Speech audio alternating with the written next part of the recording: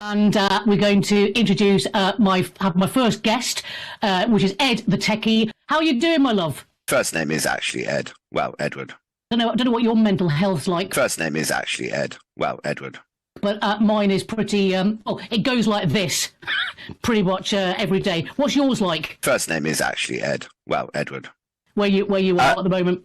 Expose yourself to people. Loads of nasty little trolls. Yes, indeed. What's yours like? You have to work on it every day. And I have loads of pre-cut pictures of Vladimir Putin. I do the daily Vlad. There's my Vlad, who's always riding my whole. Yes, indeed. I'll put the Putin in, and I'll come in my head. Yes, indeed. I'm a little bit like a pit bull, and I do Keir Starmer as well. Yes, indeed. It's just a fun thing. Ed, wonderful Ed. First name is actually Ed. Well, Edward.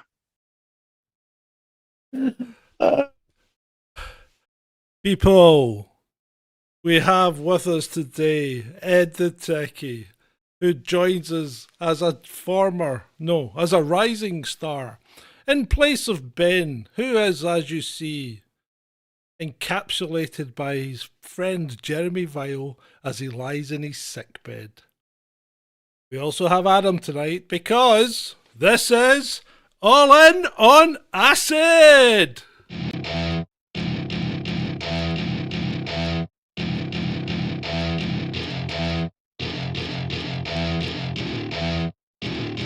Welcome to my party, we're just getting started. A life is a dream or a nightmare scarring. Hand me a drink cause I think I'm going all in. Get me a shrink who can catch me when I'm falling. Cover up my scars, flip the handlebars. Crashing in my car, wake up in a bar. I'll be a superstar, just on my avatar. This world is so bizarre, empty out the reservoir.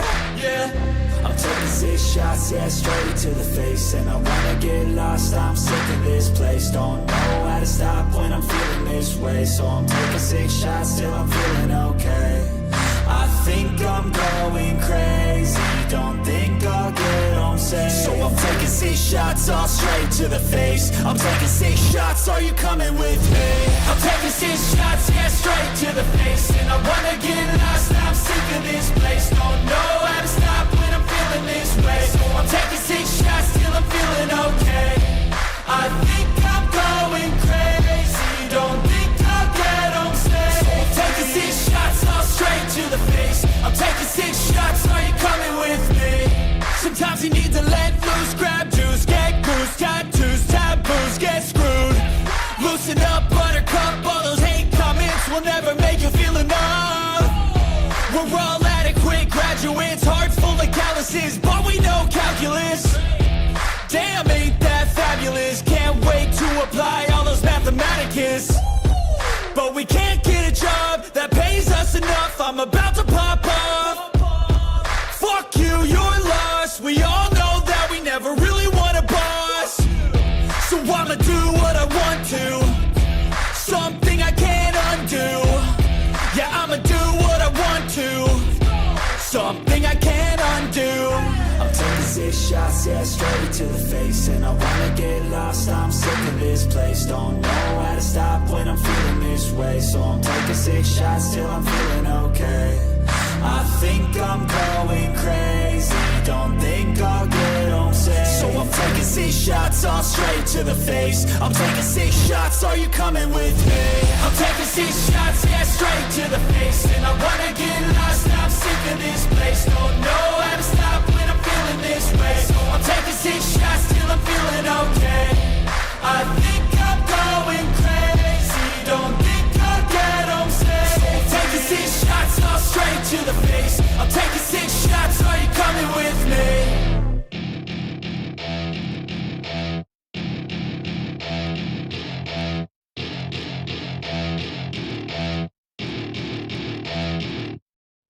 Hey. I'm glad Ed liked that because he didn't know it was coming. I thought he's either going to love it or he's going to walk out. Welcome, Ed. Welcome, Adam. Well, listen, hello. Hey, Adam. Nice to be on with you, man. Yeah, John, it's like this. If I spend a large chunk of my day making memes to take the piss out of other people, I have to be able to take it as well. Yeah, yeah. and it was very funny. And I thoroughly. I mean, you can make me sound a bit more like a Dalek sometimes. That'd be fun too. But, yeah, it was great. It was great being on the show with Abby as well. Yeah. I mean, Abby's actually quite a lot of fun when you're on the show with her. It's quite good. Oh, she's a huge amount of fun. I don't know how the hell she could be that lively at freaking 8 o'clock in the morning. Yeah. That's also surpassed by Sonia Poulton, who is chirpy as a bloody bunny rabbit at freaking 7 a.m. I mean, who can even do that?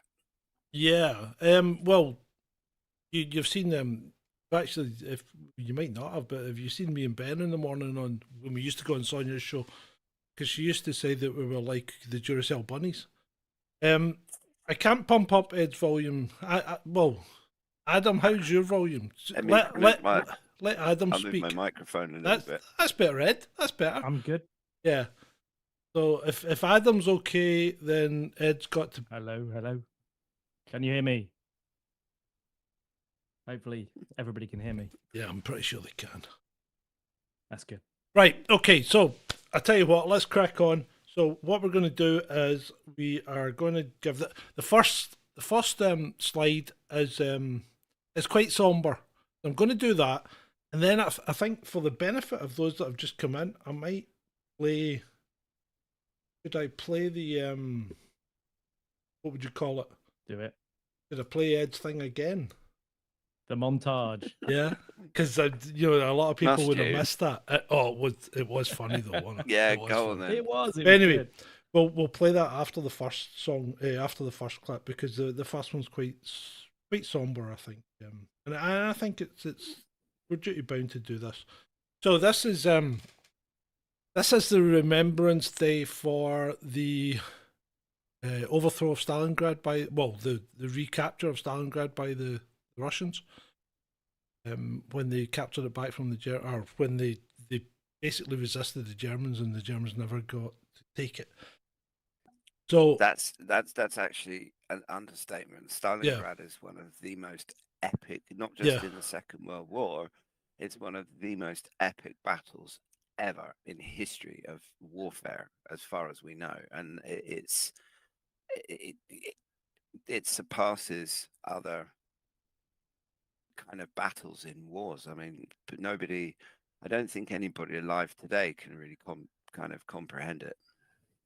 yeah, I don't think they can. And to be fair, I think what we have to think is, in fact, I tell you, we'll take 20 seconds or so of silence to remember, just to remember the 27 million Russians that died in World War II.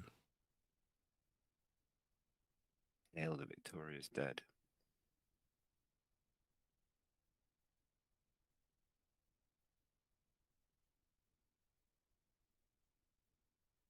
And now, back on with the show and Ed's little skit. And we're going to introduce my first guest, which is Ed the techie. How are you doing, my love? First name is actually Ed. Well, Edward. I don't know what your mental health's like. First name is actually Ed. Well, Edward. But mine is pretty. It goes like this, pretty much every day. What's yours like? First name is actually Ed. Well, Edward. Where you are at the moment? Expose yourself to people. Loads of nasty little trolls. Yes, indeed. What's yours like? You have to work on it every day. And I have loads of pre-cut pictures of Vladimir Putin. I do the daily Vlad. There's my Vlad, who's always riding. My whole. Yes, indeed. I'll put the Putin in, and I'll come in my head. Yes, indeed. I'm a little bit like a pit bull, and I do Keir Starmer as well. Yes, indeed. It's just a fun thing. Ed, wonderful Ed. First name is actually Ed. Well, Edward. Oh, you're a psychopath. Dear. As you said, it's a video meme, isn't it? It's a video meme. So, well, let's talk about one of your memes, Ed, because I think this is actually one of your memes from way back in the day, isn't it? That's someone we know. That's Sir Lewis Hamilton.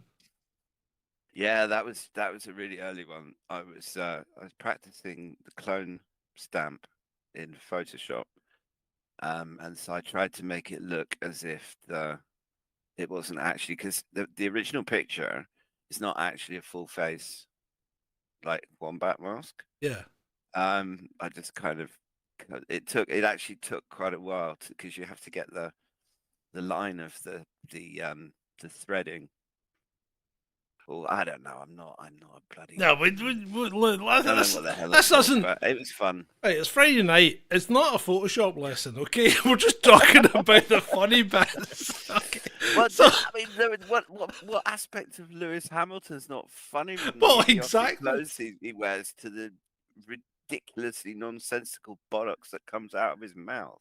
And then he's gone. Now he's gone and joined Ferrari, hasn't he? So he's pulled the plug on, or I think he's got an escape clause. The escape clause. So he should have played it right at Christmas, shouldn't he? If it was the escape clause. But anyway, so he's activated his escape clause. So he's only going to do this year with Mercedes, which is a team he's won almost everything with. And then he's going to jump over to Ferrari, where his career will end ignominiously, I think. Because I don't think Ferrari's going to get there. And it's going to be fantastic because you're going to see a meltdown when Ferrari do stupid things like put the wrong tyres on, or call the wrong strategy, because Hamilton's not shy in telling them what he thinks. So it should be quite fun when he gets there. We'll see how that goes. So Toto Wolff is the German boss of Mercedes, and he's quite famous for cracking up. Now, it's been a day. I think this was all done and dusted on Wednesday, and he what would you say, he took till the day, I think, before he started giving interviews about it. So I think he's been pulling his hair out, going nuts. Poor Susie, the wee Scottish girl that he married. She's from Oban. And she's weird because she's like half his height, and she speaks with this weird Austrian Scottish accent. Like, she says things like "alt." It's just bizarre. But I bet she's been getting it in the neck. So yeah, that's about it for Hamilton. There's not much to say about him. I don't know much about Formula One, so I don't really rate him. Well, he's okay, I mean, he's a reasonably good driver. You've got to give him that. But he's always had the best equipment, so that's a difficult one. You into Formula One, Adam? No. Well, yeah, but not recently. I used to be into it a lot. I mean, the days back when like it was good, and you used to get proper crashes, and you get Nigel Mansell. Yeah, those were the days. Yeah. Nigel Mansell. Nigel Mansell, possibly the most boring man to listen to. Well, Adam, it's like I'm probably the most boring man to listen to in the history of the world. Right, anyway, where are we? Let's move on. Let's move on to something you guys can talk about. So these crime stats are out, and we'll not say the word apparently, because Ben says we shouldn't say words like that. But these offensive crimes against women have gone up 340% in 10 years. That's a big jump. And what we're seeing stacks of people, right, claiming it's because of things like immigration, right? Or they're claiming it's because of things like certain religions, right? And then we've got stacks of people jumping in to defend them, like that clown Matthew Stadlin, who says, he starts giving off the stats about, there's so many crimes, but there's no point in telling us the amount of crimes that have occurred if you don't break it down by citizenship status. If you're trying to defend immigrants that they don't do things, then there's no point in trying to break it down. If you're not going to defend them, if you're not going to tell us what the stats say, is there? Well, and the fact that they're not telling us what the stats say speaks volumes in itself. I mean, I think that there is another factor that one does need to tie into all of it, which is the prevalence of online porn, but that hasn't gone up appreciably. I mean, it's always been a thing going back 20 Yeah. plus years, but the fact with me, it's always what are they trying to hide? If they're censoring something, if they refuse to tell you something, then that's actually telling you something in and of itself. Yeah. Because if the numbers were such that it assisted their case and it helped them, then those numbers would be plastered all over every newspaper. And the fact that they're not says that they're worried for Yeah. some reason Yeah, and about releasing them. the thing is, it's not hard to get the numbers because I think it was Teresa actually that posted a tweet earlier on about numbers of crimes, and I'm 2 seconds on the government website, and you've got the figures for all cause crimes, and broken down by ethnic group, And when you look at it, certain ethnic groups do 3-4 times the amount of crime than white people do. And yes. If you see what, Sorry. John, just what one point Uh-huh. that I found interesting. The ONS didn't include the most violent crime against women in these figures. So it was about domestic abuse and violence, wasn't it? And they didn't include. They kept out the worst crime. Well, I would call it the worst crime. Yeah. Actually, so let's talk about something, and let's be careful about what we say because of the platforms that we're on. But let's talk about the people that keep banging on about the massive increase in excess death, and I can't find it, right? Because if you look at Euromomo, every country other than Spain, Portugal, and Italy are all trending at baseline or below. Right? So we haven't had a flu season yet this year, which is really strange. So I don't know where they're saying these are, and the thing is, yes, there's a lot of people claiming that, and there are a lot of people dying. But is it this effect where, do you remember the effect with the trains derailing in America? Right? Do you remember last year about this time we started getting trains derailed and things catching fire and big horrendous explosions, chemical explosions, towns getting evacuated and everything? And that went on for about 5 or 6 months, and there was this whole, everybody's going, people are doing this, people are doing that. But then what happens is they stop reporting it, right? But the trains don't stop derailing. They're still happening right now. It's just nobody reports it anymore. Yeah, that's true. But you're also not factoring in, it's not just about excess death. It's also about a massive rise in cancers. I mean, I know at least 3 people indirectly, like friends of friends, who have had like stage 4 cancer diagnoses, and they were perfectly healthy, literally. They've hardly ever gotten ill in their lives, and then suddenly they start feeling really rubbish one day. Yeah. Coincidentally, not that long after they've had a certain thing. Yep. Okay. And their health basically goes down. They go to the doctor. The system being the way that it is, it takes like a month or 2 or more to actually get scanned, during which time they go downhill. And then by the time they get seen, it's like stage 4 and it's nearly game over.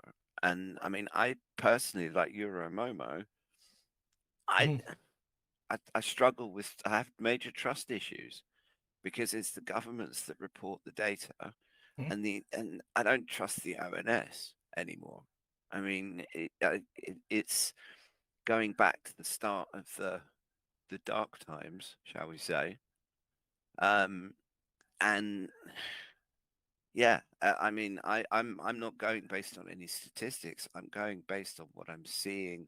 Yeah. And not just in the news either. It's also about what I'm hearing from friends and family. Yeah. Yeah. The number of people that are constantly ill and that's not necessarily that they're dying, but they've gone from being Like fit Ben. and healthy people. Sorry, Ben was never fit and healthy. No, but it's and I mean, there's definitely something going on, and just because your Momo is not seeing spikes, I mean, there are numbers yes, coming out because I right. see them flashing across my Twitter. Right. Okay. So I've got a little bit of a theory as to why Euromomo's not showing the spikes, right? And that's because we got rid of a lot of the dry tinder, right? So the thing is, old people aren't particularly dying at this point, which is unusual. And it seems to be that there are spikes in younger age groups. But overall, as a population, what that does is it just basically gives you the average. Ray Greenwood, that's a new name. I've not seen that. He's right. We did point that out in some of our early shows about the train derailments. There are about 1,000 train derailments annually in the US. It's not unusual. That's correct. But when we're talking about East Palestine, which Yeah. is a bit, I'm going to call it that because, but I mean, that was also, it wasn't just a train derailment. Yeah, it was a chemical train derailment. Yeah, and not just a chemical train derailment, but it was the response to the chemical train derailment and this burn off that they did, which by some accounts wasn't actually necessary. It was just quick and easy. Mm-hmm. So it's not that I mean, the train derailments that they reported on, I mean, obviously when East Palestine happened, for a period of time after that, whenever there's another train derailment, you'll hear about it. Mm-hmm. But that one was particularly bad, and they will report on them if there's something like extra bad about them. But Mm-hmm. yeah, I mean, Yeah. train derailments are a thing. I mean, Yeah. not necessarily so much in Europe, but I suspect that's probably because the infrastructure might be a bit better maintained than the infrastructure. So there's less of it. The infrastructure in the States is appalling. It's absolutely appalling. You can trust me on that one. Yeah. That's what happens when you spend your whole economy making war with other people, and all the money is going to big pharma and defense contractors and political. Let me address the chat briefly. Harold, get over it. Euromomo's actually they've been pretty accurate all through the last 4 years at reporting facts. So pardon me. So just get over it. I trust them more than I trust the British government, to be fair. Pardon me. Yeah, but the trains are better. Euromomo don't gather the data themselves. They get no, of course they don't. They get it from the different countries. Well, they get it from all the different countries, yeah. And if a country chooses not to give them data, then they don't get it. Like Ukraine stopped giving them data when the special military operation commenced. Yeah. Right. Okay. So everybody's now eulogizing Carol Weathers. Okay, because you mean Carl, John? Carol. Did I say Carol? Yeah, you said Carol. You said Carol. Did I say Carol? Carol Weathers. Well, who's to know? You're assuming things that maybe I don't know. I mean, if you go by Hollywood standards, he probably was Carol before he transitioned. Somehow, I don't think so. Yeah. Wasn't he? Just remind me, he was the one in Rocky, wasn't he? Yes, he was. He was Apollo Creed in Yorkie. He was Apollo Creed in Rocky, and he was Dutch's sidekick in The Predator. No. Do you know who else died today? No, I don't, Adam. Who? Johnny Irwin from A Place in the Sun. Yeah, he's only 50 apparently. He's only 50. Yeah, cancer. Yeah, that's pretty bad. 50's quite young.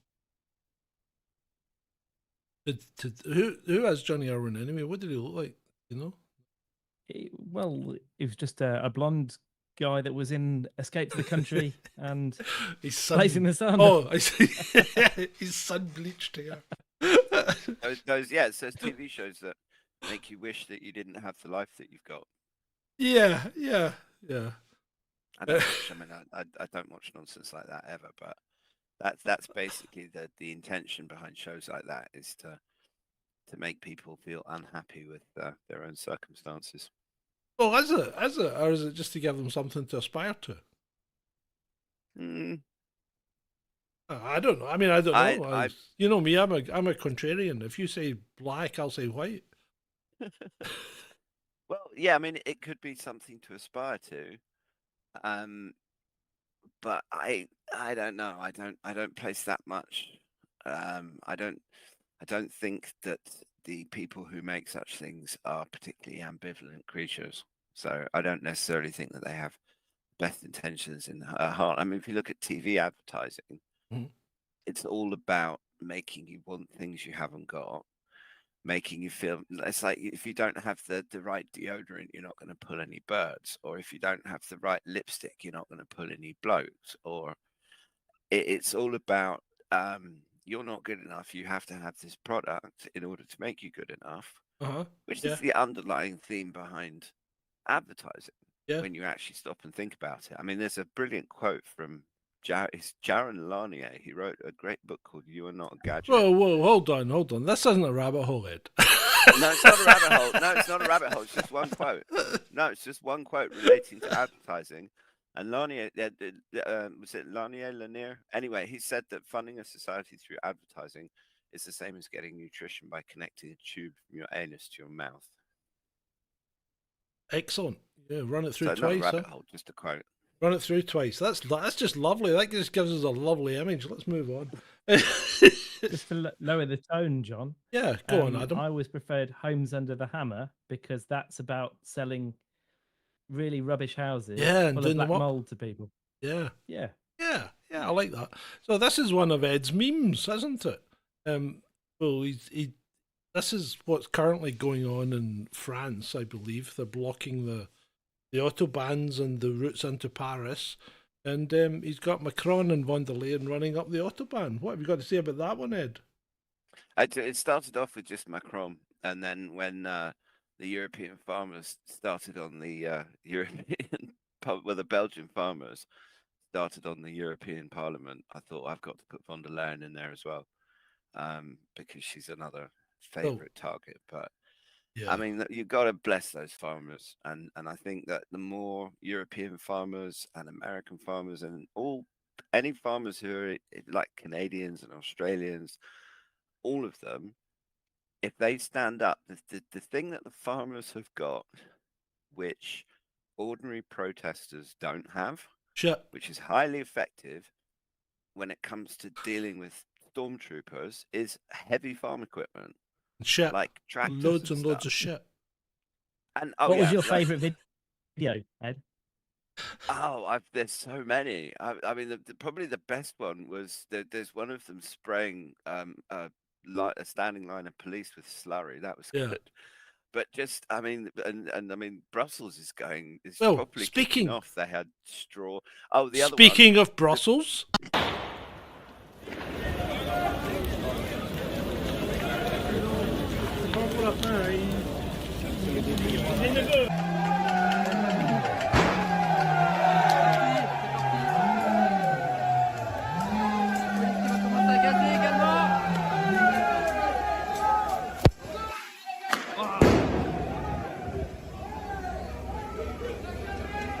Un peu d'eau.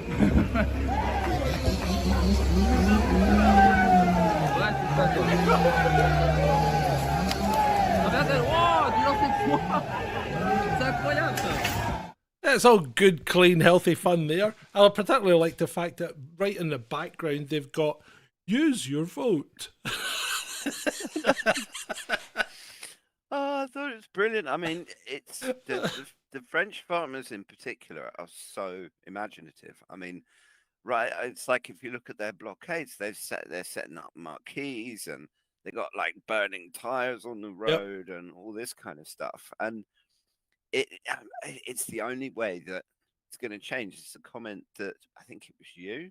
Was it you that said that the last time that protests changed anything, it was the poll tax riots, and that was 3 days of rioting. And I mean, okay, we ended up with council tax, but it's something has to give, and the farmers are the ones that are in the line of fire. But they also have, I mean, the amount of support for them on Twitter, particularly, and anybody, because nobody else is finding out about it. I've said to various friends who are not kind of part of the alternative media, "Oh, do you know about the French farmers?" And they were like, "Oh yeah, a few protests in France and Germany." I said, "No, they've got every single road into Paris blocked, and Paris has got like 3 days of food left, and it's kicking off in Poland and everywhere else." And people don't know about it because the accursed evil media aren't. Well, they don't run with it. let me run this clip and then we can talk about it afterwards. It's official. UK farming protesting is going to happen. It's only a matter of time and a bit of planning. Many of you will have seen Eden from Lancashire Lamb Boxes has also said the same thing. We are both in contact with the effing farmer. His account is making surprising progress. I'd encourage you all to please keep following him, liking and sharing, because that's where all the information on the UK protesting is going to take place. Now, right, I'm not going to play any more of that because there's a couple of things I need to ask. One is, what's the aim, right? So what's the mission statement here? What is the mission? Do we have a mission? Secondly, they're now having a public meeting. You can't organise these things through public meetings, because you know who else will be at the public meeting, don't you? You know Adam, don't you? I do. Your chums will be there, won't they? Yeah, it could be. Yeah. So, you think it'll happen? Well, this is the thing about revolutions. This is the problem with revolutions. But something has to change. And the powers that be, they've actually had surprisingly little pushback to all of the nonsense. And yes, we've had protests which get ignored. The farmers are trying to do something that, no, there isn't, because there's no kind of central farmers planning organization that says, what's our game plan? What are we ultimately trying to achieve? Revolutions are about pissed off people in large groups. And as long as there's a little bit of direction, which particularly in the case of the French, there seems to be, I wouldn't be surprised if the French farmers, being as organized as they are, have got a decent series of demands. Yeah. And if I was an English farm protest organizer type chappie, I would be trying to make contact with French farmers, and this is not going to work if it's just one country. Everybody has to get involved, and the people help the farmers by buying from farm shops and not minding if there isn't stuff in the supermarkets for a few days. That's great, Ed, and it sounds great, and I believe you, and you're right. You are right. That's exactly how you should do these things. But nobody will do it, because one, it means they've got to go out their way. It means they can't go to the supermarket, drive in, pick everything up, and do one shop. You know, so people just won't do it. And the thing is, regardless of how many people are on Twitter saying, yeah, we'll do this, we'll do that, when it actually comes to it, and as Ben pointed out, the British convoy, remember the British truckers convoy? Where they get stopped outside London, turn around, and most of them just went home, right? Yep. And as Ben's saying, 30 people slipped through and camped outside Scotland Yard for 15 days and achieved nothing.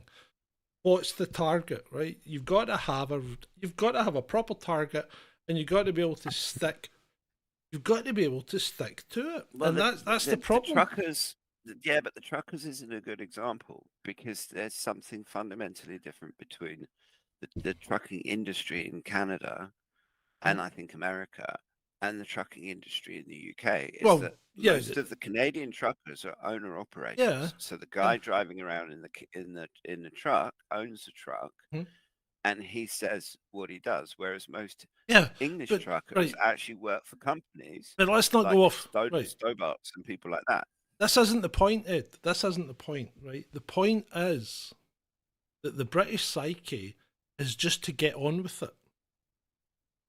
If you think about it, oh, we'll just do it, and it's just 2 weeks to allow the NHS to prepare. We'll just do it, and no, that's exactly what happened. It was 2 weeks, then it was 3 weeks, then it was 6 months, then it turned out to be 4 years, right?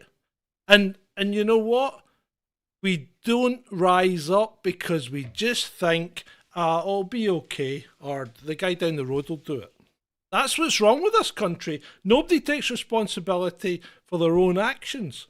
Nobody takes responsibility for changing things. That's the problem. It's us. It's us. We let it happen. Ultimately, yes. And there's a lot of, I'm not trying to excuse it, but there's a lot of factors, including national temperament, because the British or the English, the Scots, maybe not quite so much, same with the Irish. But the English, yes, there's the whole stiff upper lip thing, but a lot of it is repressing the anger until it gets to a point where it blows up, a la poll tax riots. So the government, ever since the poll tax riots, funnily enough, the government has gotten very good at managing people's anger by redirecting it, by distracting them with all the nonsense on television and the lies in the media, because I've already seen stories about that basically the shelves will go empty and the idiots in the BBC and the Guardian and all these other stupid people will find some way of blaming Putin. And they won't talk about the farm strikes. Well, you saw the thing with the farmers is that I kind of hope is that if they can somehow break through the media barrier, that in itself, just shedding some light on what's going on, not just for the farmers, but it starts with that, because it's like, okay, so why is the farmers under threat? Because of all of the stupid net zero policies. Okay, what's that all about? And if it gets more people asking questions, and I don't know. I mean, in principle, I agree with you that it's yes. Where is it leading to? But sometimes with societal change, you don't know until you get there. And I don't know. I mean, who knows whether the farmers' protests aren't somehow part of the big plan, and that it's all foreseen by the evil emperor, like he's standing there with Luke Skywalker just announcing the fact that he knows perfectly well that Han Solo and Princess Leia are on the Taurus moon of Endor. But you see, you're making an assumption, right? That these people sitting in Parliament, or the civil servants, or the people that are running the banks, or the WEF, have the intelligence and the wherewithal to actually have a mission. You're assuming that they are working towards something, and people say they're trying to depopulate us, and the question is why? Right? If you've got a really comfortable life, right, and you've got everything you want, and you can have you can go to Davos, you can go to Bohemian Grove for the summer break, you can do all this stuff, right? Why do you want to depopulate the world and make it harder for you to do these things? You know about eugenics, don't you? Yeah. And are you going to get down the Kalergi plan here? No, I'm not going down a Kalergi hole. All I'm saying is that there is a very powerful, very influential group of people that has existed for at least the last 120, 130-ish years, the eugenicists, who believe that there are too many people on the planet and that the planet has a carrying capacity. And an awful lot of it is unproven nonsense. Well, of course but it is. Genetics comes out of that. I mean, don't forget that the eugenics movement morphed into the environmental movement. Julian Huxley was the last head of the British Eugenics Society and the first head of the World Wildlife Fund. And they basically, because of the nasty people in Germany and the guy with the funny mustache, they it kind of fell out of favor. So they went through a rebranding exercise. So when people talk about depopulation, they're not just making it up. They're a state. I mean, our friend, the bloody computer nerd from Microsoft, goes around telling people that there's too many people on the planet. I mean, it's not us that they're saying that there's depopulation going on. They're the ones that are saying there's too many people, and then they come out with all of these things that end up like killing people, reducing birth rates and stuff like that. And then, well, right. So you have one more point. Sorry, then you can jump in. But Yuval Noah Harari says himself, "What are we going to do with all of these useless people?" I mean, hello. Well, at the moment, we seem to be bringing them into the UK and America. Well, yeah, and that's yes, but that stuff is all planned. How can you say that there's no plan and they're all too stupid? Right. So how's it? Right, there's clearly elements of plans going on here. I didn't say they were too stupid, but I mean I'm move like Rishi Sunak. Right, to move that amount of people by planning it, right, is just ridiculous. But I don't think you don't plan the whole thing. What they do is they set up these pathways. Oh yeah, right. And then you have the NGOs that operate in places like Africa that are some. Because how are you getting poor African people that are crossing the bloody US-Mexico border? Are these guys poor? They don't look poor. The guys that come here don't look poor. They're not malnourished, right? They don't look as if they've had to trek across, I don't know how many, 13 countries to get there, right? How do you get across the Atlantic Ocean? Because there's plenty of African or I know. Chinese people. I know. I mean, and okay, it only seems to be.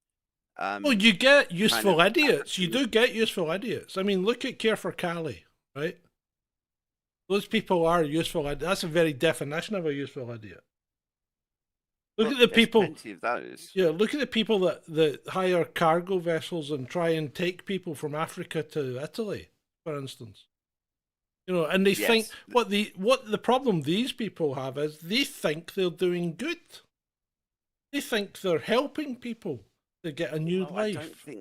I don't. I think they do. I think they genuinely think. If you speak to some of these people, you'd be astounded at their level of ignorance and naivety. They really think they're doing good. They think that's what needs to be done. And when you go to the States and speak to some of the people in California and whatever, they think they're doing good. And that's what's causing the disintegration of the South of America. Yeah, but that's just, I mean, that was evident during the dark times with all of the face nappy wearers that were getting agitated when you refuse to wear a face nappy because they're idiotic and don't do anything. But there was plenty of people that it was almost like there's a certain section of the population that when given a tiny little bit of authority and given permission for the darker angels of their nature to come out, that they act like absolute fascist pigs. And I mean, you could there was one thing that well, who's acting like a fascist pig just now? Pick someone.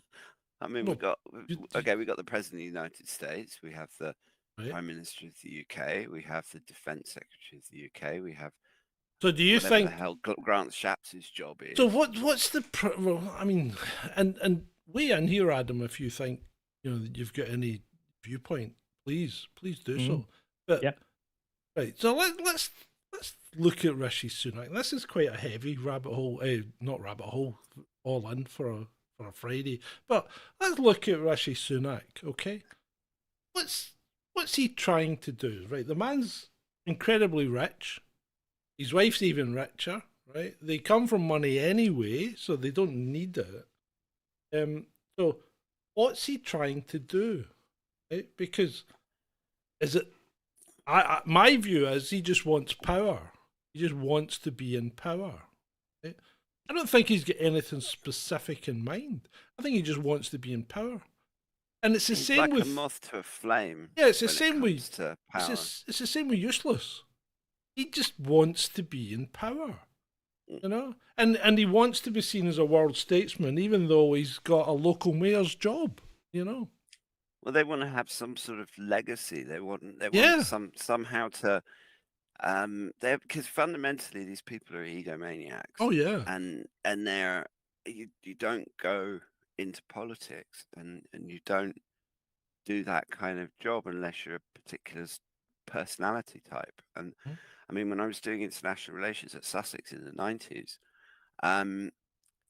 the two groups of students that I found the most irritating were the economists and the politicians, because the politicians were all slimy, useless idiots, and the economists were all completely deluded, but walking around like they're physicists or something. That they and it's craziness. Let me tell you a little story, and it won't take too long. But I remember going to Open University Summer School in Stirling Uni, right, when I was doing my first degree, and we were doing an economics module, and we were doing a play acting type thing. So we were running a company, and each of us had different roles within the company, and I was the CEO. Imagine that, right?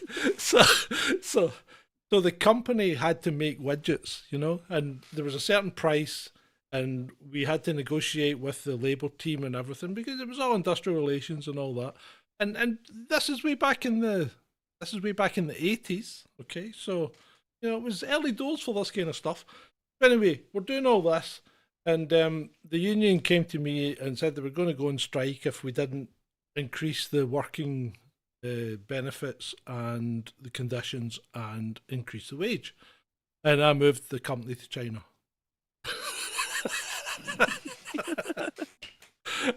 Now, that's such a you thing to do. Was I wrong?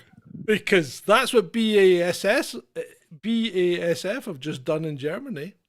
Well, yeah, because Germany is intent on deindustrializing itself. Well, is it? Right. Do you think BASF would have moved and entailing all the problems it's got to do that, and all the kickbacks and backhanders that it's going to have to do in communist China? Do you think they would have done that if they could have seen a way to just stay in the factory that they were already producing Europe's chemicals in Germany? Well, of course not. But Germany's leaders are a special kind of idealistic stupid, because you got the Greens that are just idiots. Everything about green, everything is stupid. I mean, the cars are stupid, the windmills are stupid, the solar panels are stupid. None of it works properly. And the thing that works the least well are the people that believe all of that nonsense, because they've had to, I don't know, I think most of them have had to turn their brains to mush just to be able to accept all of the blatant contradictions and nonsense and double think necessary to believe that CO2 is actually a problem. And plus all of the brainwashing that they believe their own nonsense.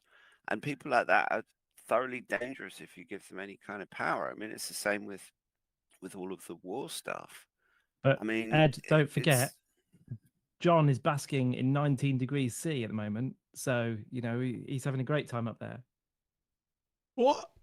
It's actually quite warm today, Apparently. believe it or not. No, it's not. Yeah, Who told you? 19.9, wasn't it? Get to fuck. it's fuck. I had the heater on until just before the show started. It's 11 degrees, and that's a warm day. It was 6 yesterday. The day before it was 5. Earlier on Monday. On Monday it was -2. Monday was supposed to be the warmest day in January for a long time. It was -2.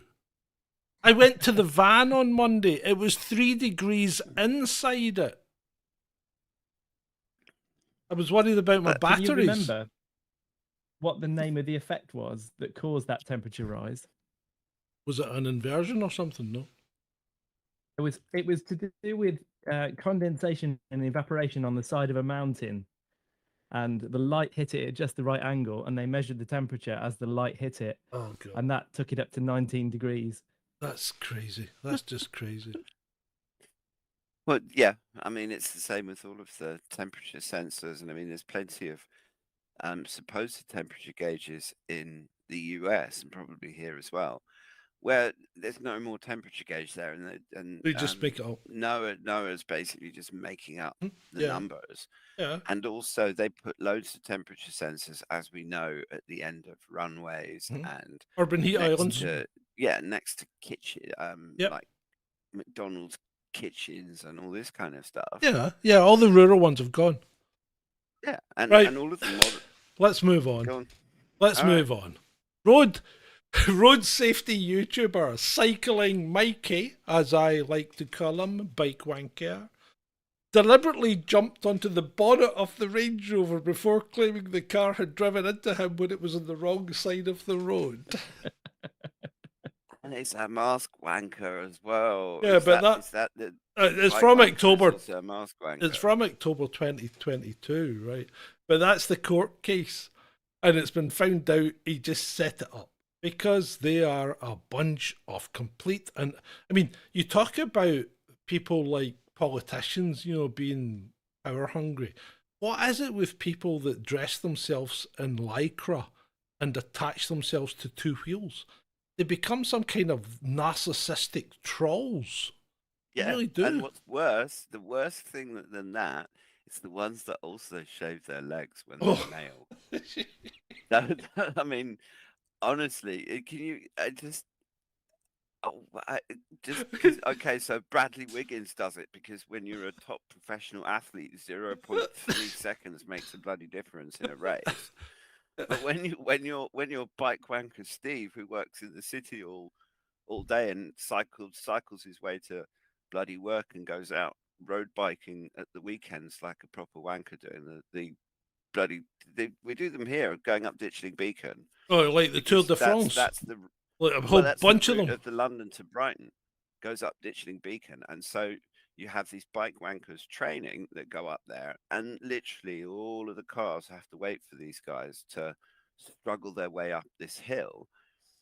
I mean, and driving to work yesterday on Dyke Road is one of the main roads out of Brighton to get you onto motorway. And there's a sort of fairly thin bike lane that's perfectly fine for one person, and two of these bike wankers trying to look like professional bike wankers, obviously I think they're probably off to Devil's Dyke because there's a good route down there, but literally had to ride next to each other on a busy ruddy bloody road in the middle of the rush hour. I mean, of course they've got to. If they don't ride next to each other, how are they meant to converse? Well, you can't. I just no. And then I mean, there's the Vine entity, the Vile, Jeremy Vile. Yeah, Jeremy Vile. See you next Tuesday. I mean, can we just have a bit of a rant about Jeremy Vile? Because I mean, honestly, is there a more just despicable, nasty, fake smiling? I mean, it's one of those people that he smiles with his mouth, and you look at his eyes, and there is no smile there. He's like the Joker out of Batman, except not as attractive. And possibly a little bit more mental. Possibly. Just a bit. Mentally unstable. Right. I mean, it's clip time.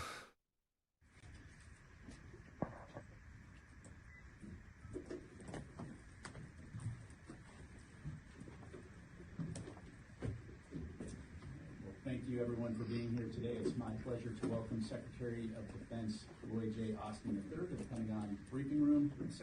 Right, we don't need to hear what Mr. Austin's going to say, because what we were interested in was the way that he walked to the podium.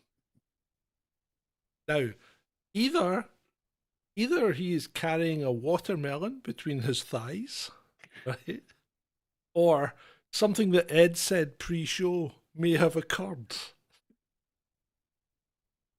What you mean hold on, they want me to play it again.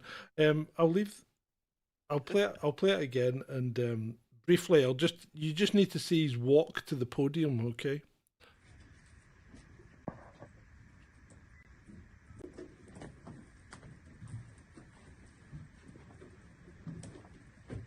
Right, there you go. So he sat on a cactus. So, well, the rumour was that he was caught up in a conflagration, wasn't he? In Ukraine.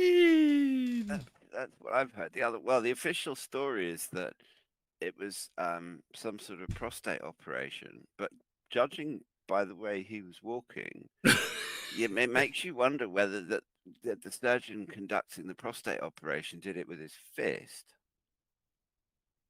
I mean, I don't know. It's just.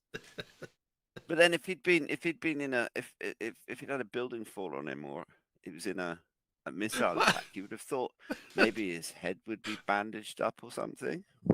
I read an article once in a magazine while on a transatlantic flight. It was written by an American who was in Sweden, and he had a problem with an anal fissure, right? which is basically a tear in the sphincter, right?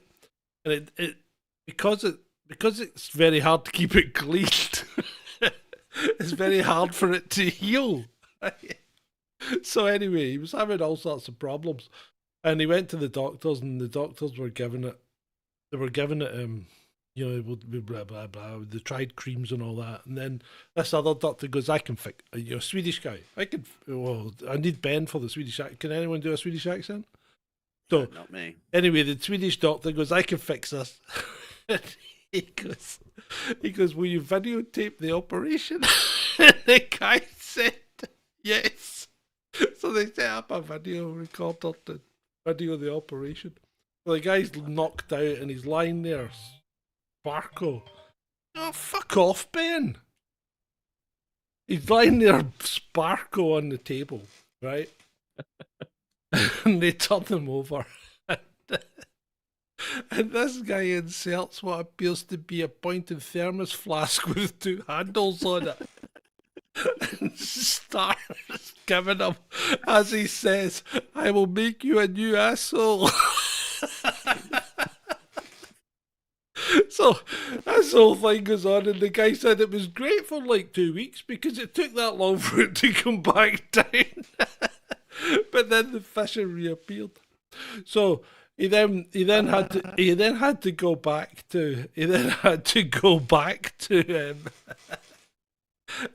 I can't believe Ben would phone me in the middle of a fucking show. You need to tell me so I can put you through the machine, and that's not set up, you idiot. But anyway. No, it's not fun. But he comes back. Christ's sake, I've got two people here who won't talk. I should have made it fun. And, well, actually, Ed's talking. Adam, you need to talk more. But anyway, so he goes back to America on holiday, and he goes to the doctor and explains about what had happened. And he's going, "They've given you a treatment from the 1850s. I can fix it with this." And gave him a cream that fixed it in 2 weeks. So he didn't need to be violated by a thermos flask.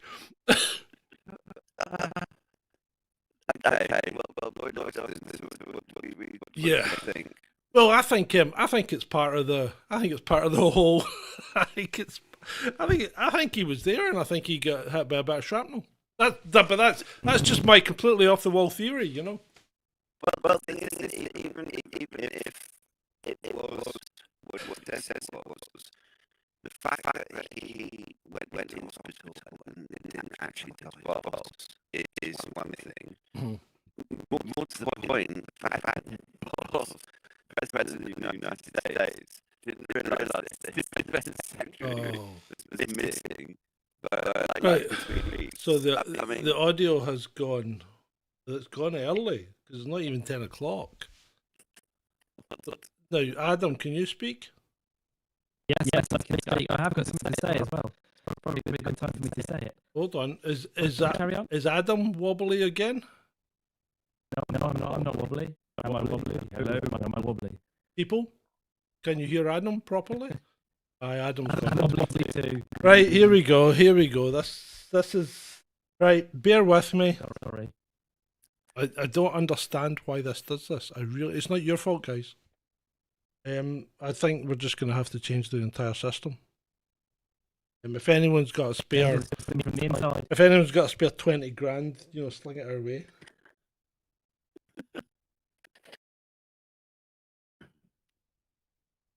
Is it something heating up?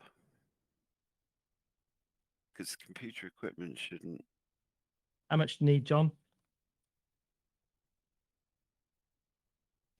Spencer says that's better.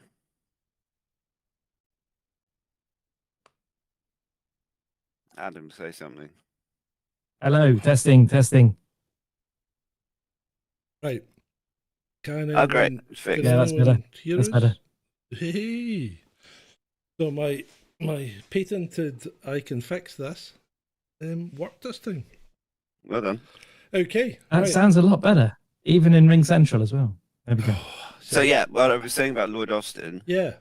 is there's the fact that I mean, regardless of what happened to him, whether it was a genuine operation or not, or whether he was, I mean, okay, if he was involved in something in Ukraine, we wouldn't find that out.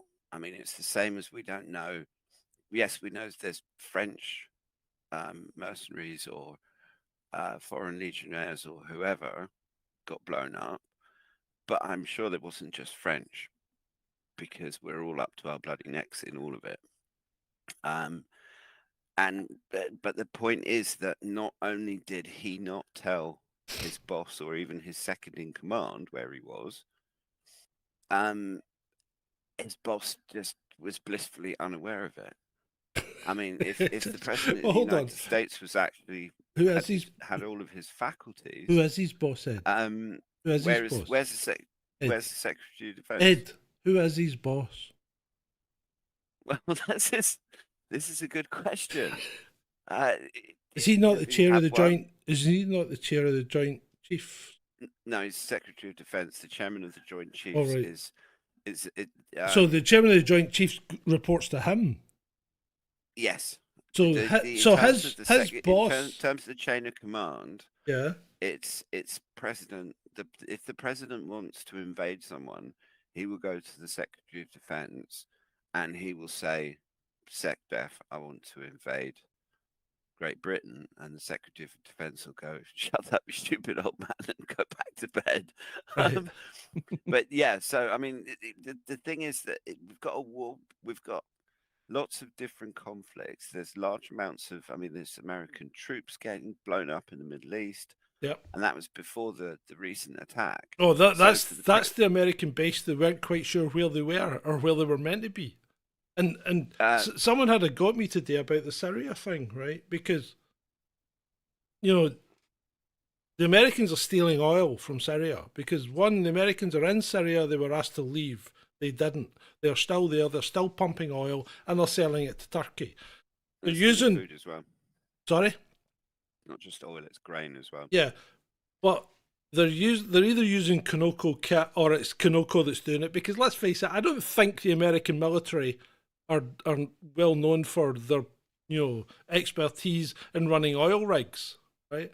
So an American company is pumping that oil out and they're selling it to Turkey. Turkey's then taking that oil and in a previously secret deal, we're selling it to Israel. But the Turkish public have found out and they've gone nuts. Rightly so. Yeah, because they're an Islamic country and they don't want them helping out a country that's trying to wipe out other Islam.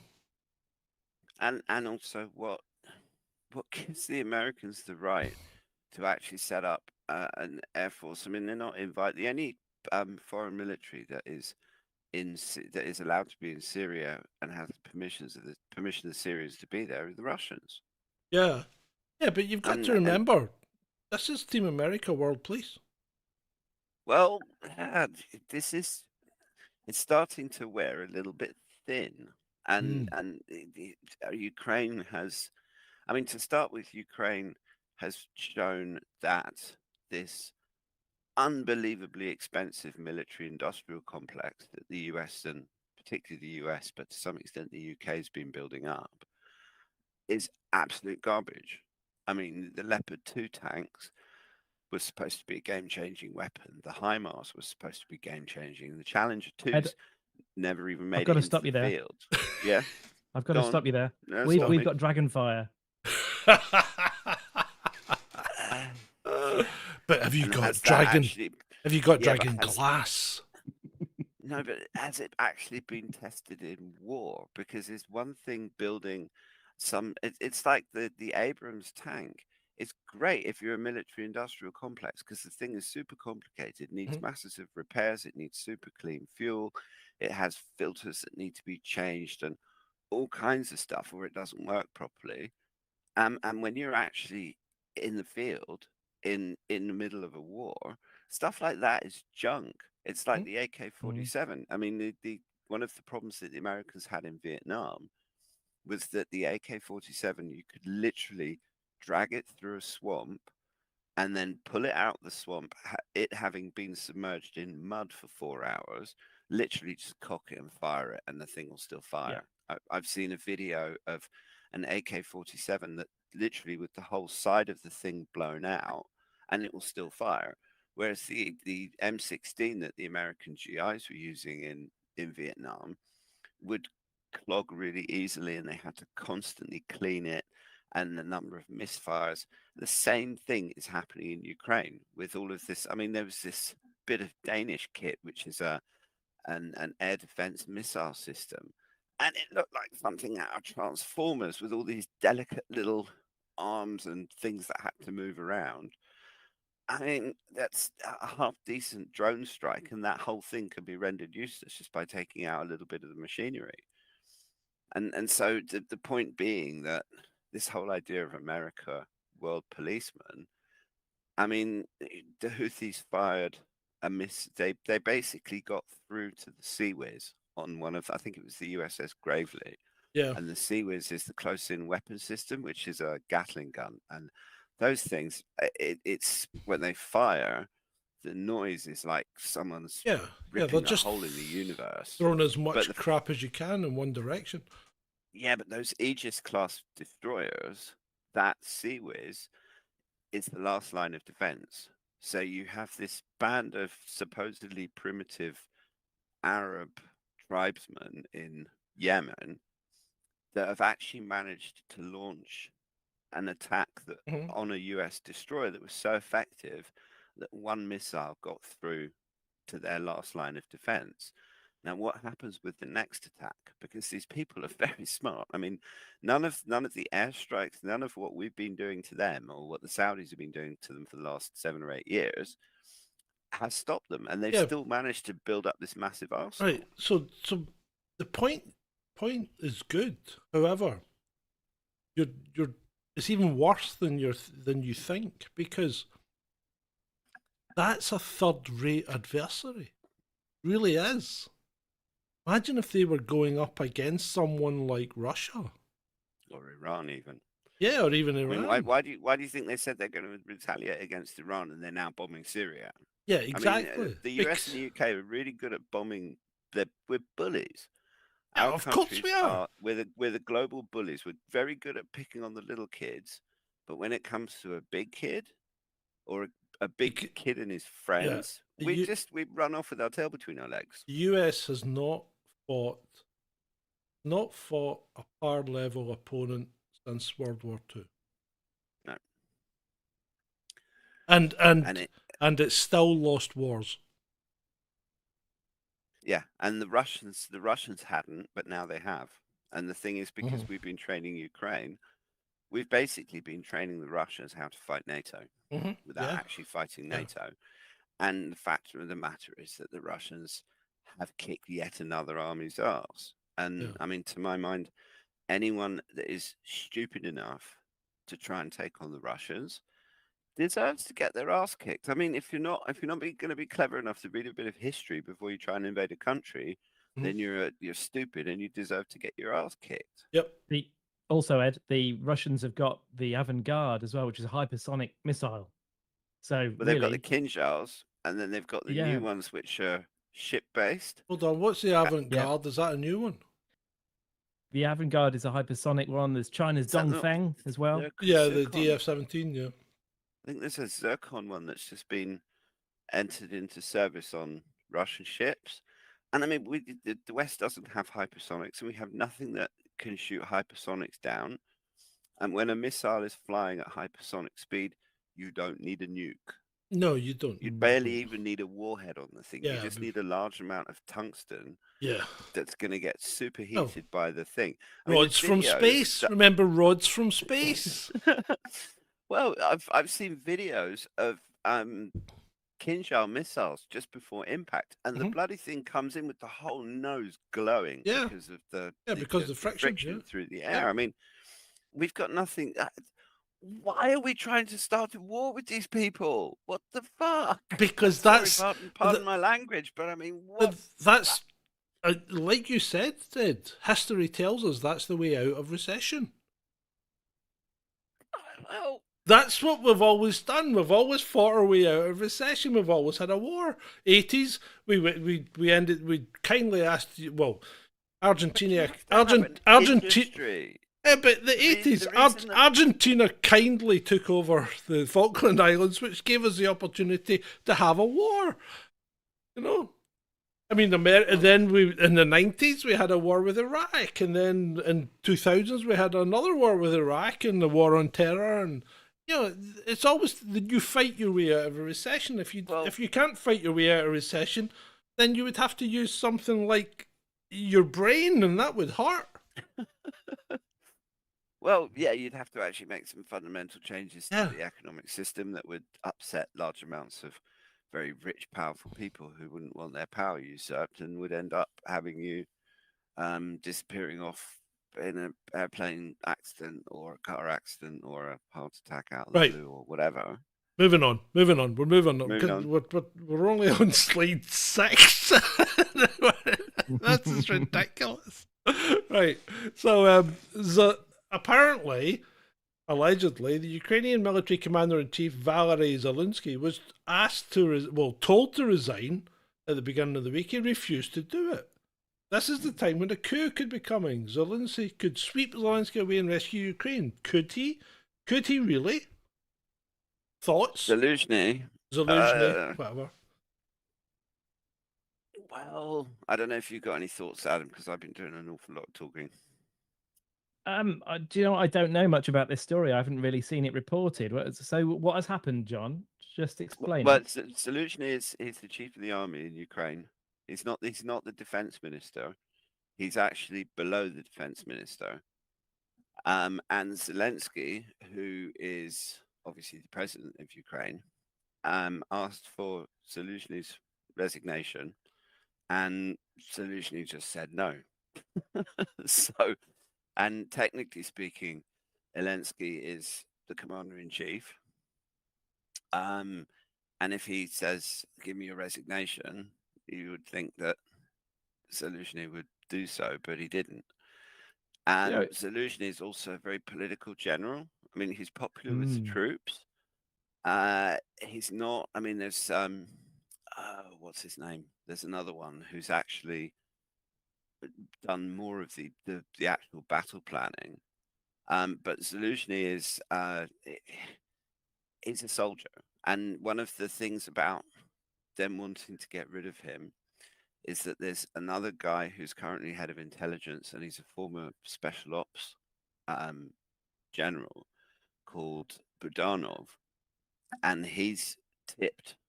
Basically, Zelensky wants Budanov to replace Zelensky, and the idea is that with the Russian advances and stuff, the Ukrainians are going to try and turn it into more of an insurgency. So there'll be terrorism, and they're going to try and blow shit up in Russia, and they're going to try and just do the kind of underhanded shit that you have to do if you're basically losing. And I mean, they don't have the industry. You just can't. History proves it. You can't fight Russia. Certainly not in Russia. I mean, it's the whole thing is complete craziness. But there's this power struggle going on in Ukraine. And I think that's why Victoria Nuland, the evil, wicked witch of the West, ended up in Kiev, because she went there to ostensibly, I mean, that press conference that she gave. I mean, who gives a press conference outside? Is she afraid to go into buildings because there's going to a Kinjal missile's going to end up in the building or something like that? It's probably virtual signaling. Yeah, probably, but and I mean, the speech was very awkward. She's not. Newland is not someone that likes the spotlight. She's one of those puppet masters that likes to operate behind the scenes. Yeah. But her going to Kiev was related to this whole Zelensky-Zelensky power struggle, because now I think it sounds like the Wagner Zelensky's- Group, but the opposite. Well, yeah, I mean, Wagner's the whole thing with. Well, was the opposite of Wagner not the Azov battalion? No. I mean, Azov are basically ideological neo. Them. Don't want to use the word. But hold Wagner's on a second. Private military. Hold on a second. PM, yeah, we know. Right, hold on. So I just want to address the chat briefly. So Ben says, my thoughts. Right. This is from Sick Boy and his bed. My thoughts. Jeremy Vile's giving it to me. Sorry, no. My thoughts. Spend 2 to 3 minutes on each story going forward. Well, you know what, Ben? If you were here, we would do that, right? But since these guys really are, like me, sad, lonely, and nowhere else to go, then we'll spend as much time as we like. Is that right, guys? Yeah, I mean, we're here having a chat. The fact that people are actually wanting to listen to us is down to them. And we get 23 I'm concurrent viewers. If you guys are having fun, I'm having fun. Going. I'm having fun. You're having fun. The audience are having fun. Hey, I think we'll just keep going. You know. Cheers. We're on thin ice. Oh well, I can't skate anyway. No, I wouldn't worry about that, mate. I wouldn't worry about that. The way things are going, he's getting fired. Anyway. Shalini has spoken. That's the real boss. You need to speak more, Adam. That's what Shalini says. Yeah, but Adam self-admittedly didn't know much about the. What's the next slide? Because maybe right. Okay. Well, I'll tell you what. Let's talk about Dmitry. Right. So Dmitry, I love this guy. So he's given it to them straight. So Japan's prime minister has once again spoken in favor of a peace treaty with Russia. You know, because you know how they have these islands in the north that they have some kind of, what do you call it? Territorial dispute. Yes, a territorial dispute over. Well, there isn't, because as far as the Russians are concerned, there is no territorial dispute. Exactly. So Dmitry says, surely, on condition of discussing the Kurils and maintaining the sanctions, well, nobody's against the peace treaty on the understanding, one, that the territorial question is closed, and two, if the samurai that think they deserve the islands want to do anything, then they should just fall on their swords. Yeah, but he went on to say, if they dare. If they dare, yeah. Oh, challenge extended. Medvedev is trollmaster. He's the bad cop to Putin's good cop. Yeah. It's very clever. And Lavrov same as Sergei. Well, Lavrov is one of the world's best diplomats. I mean, he's easily one of the best statesmen since Bismarck. He's a scream. He really is. I love him. Right, video. Here we go. Yep.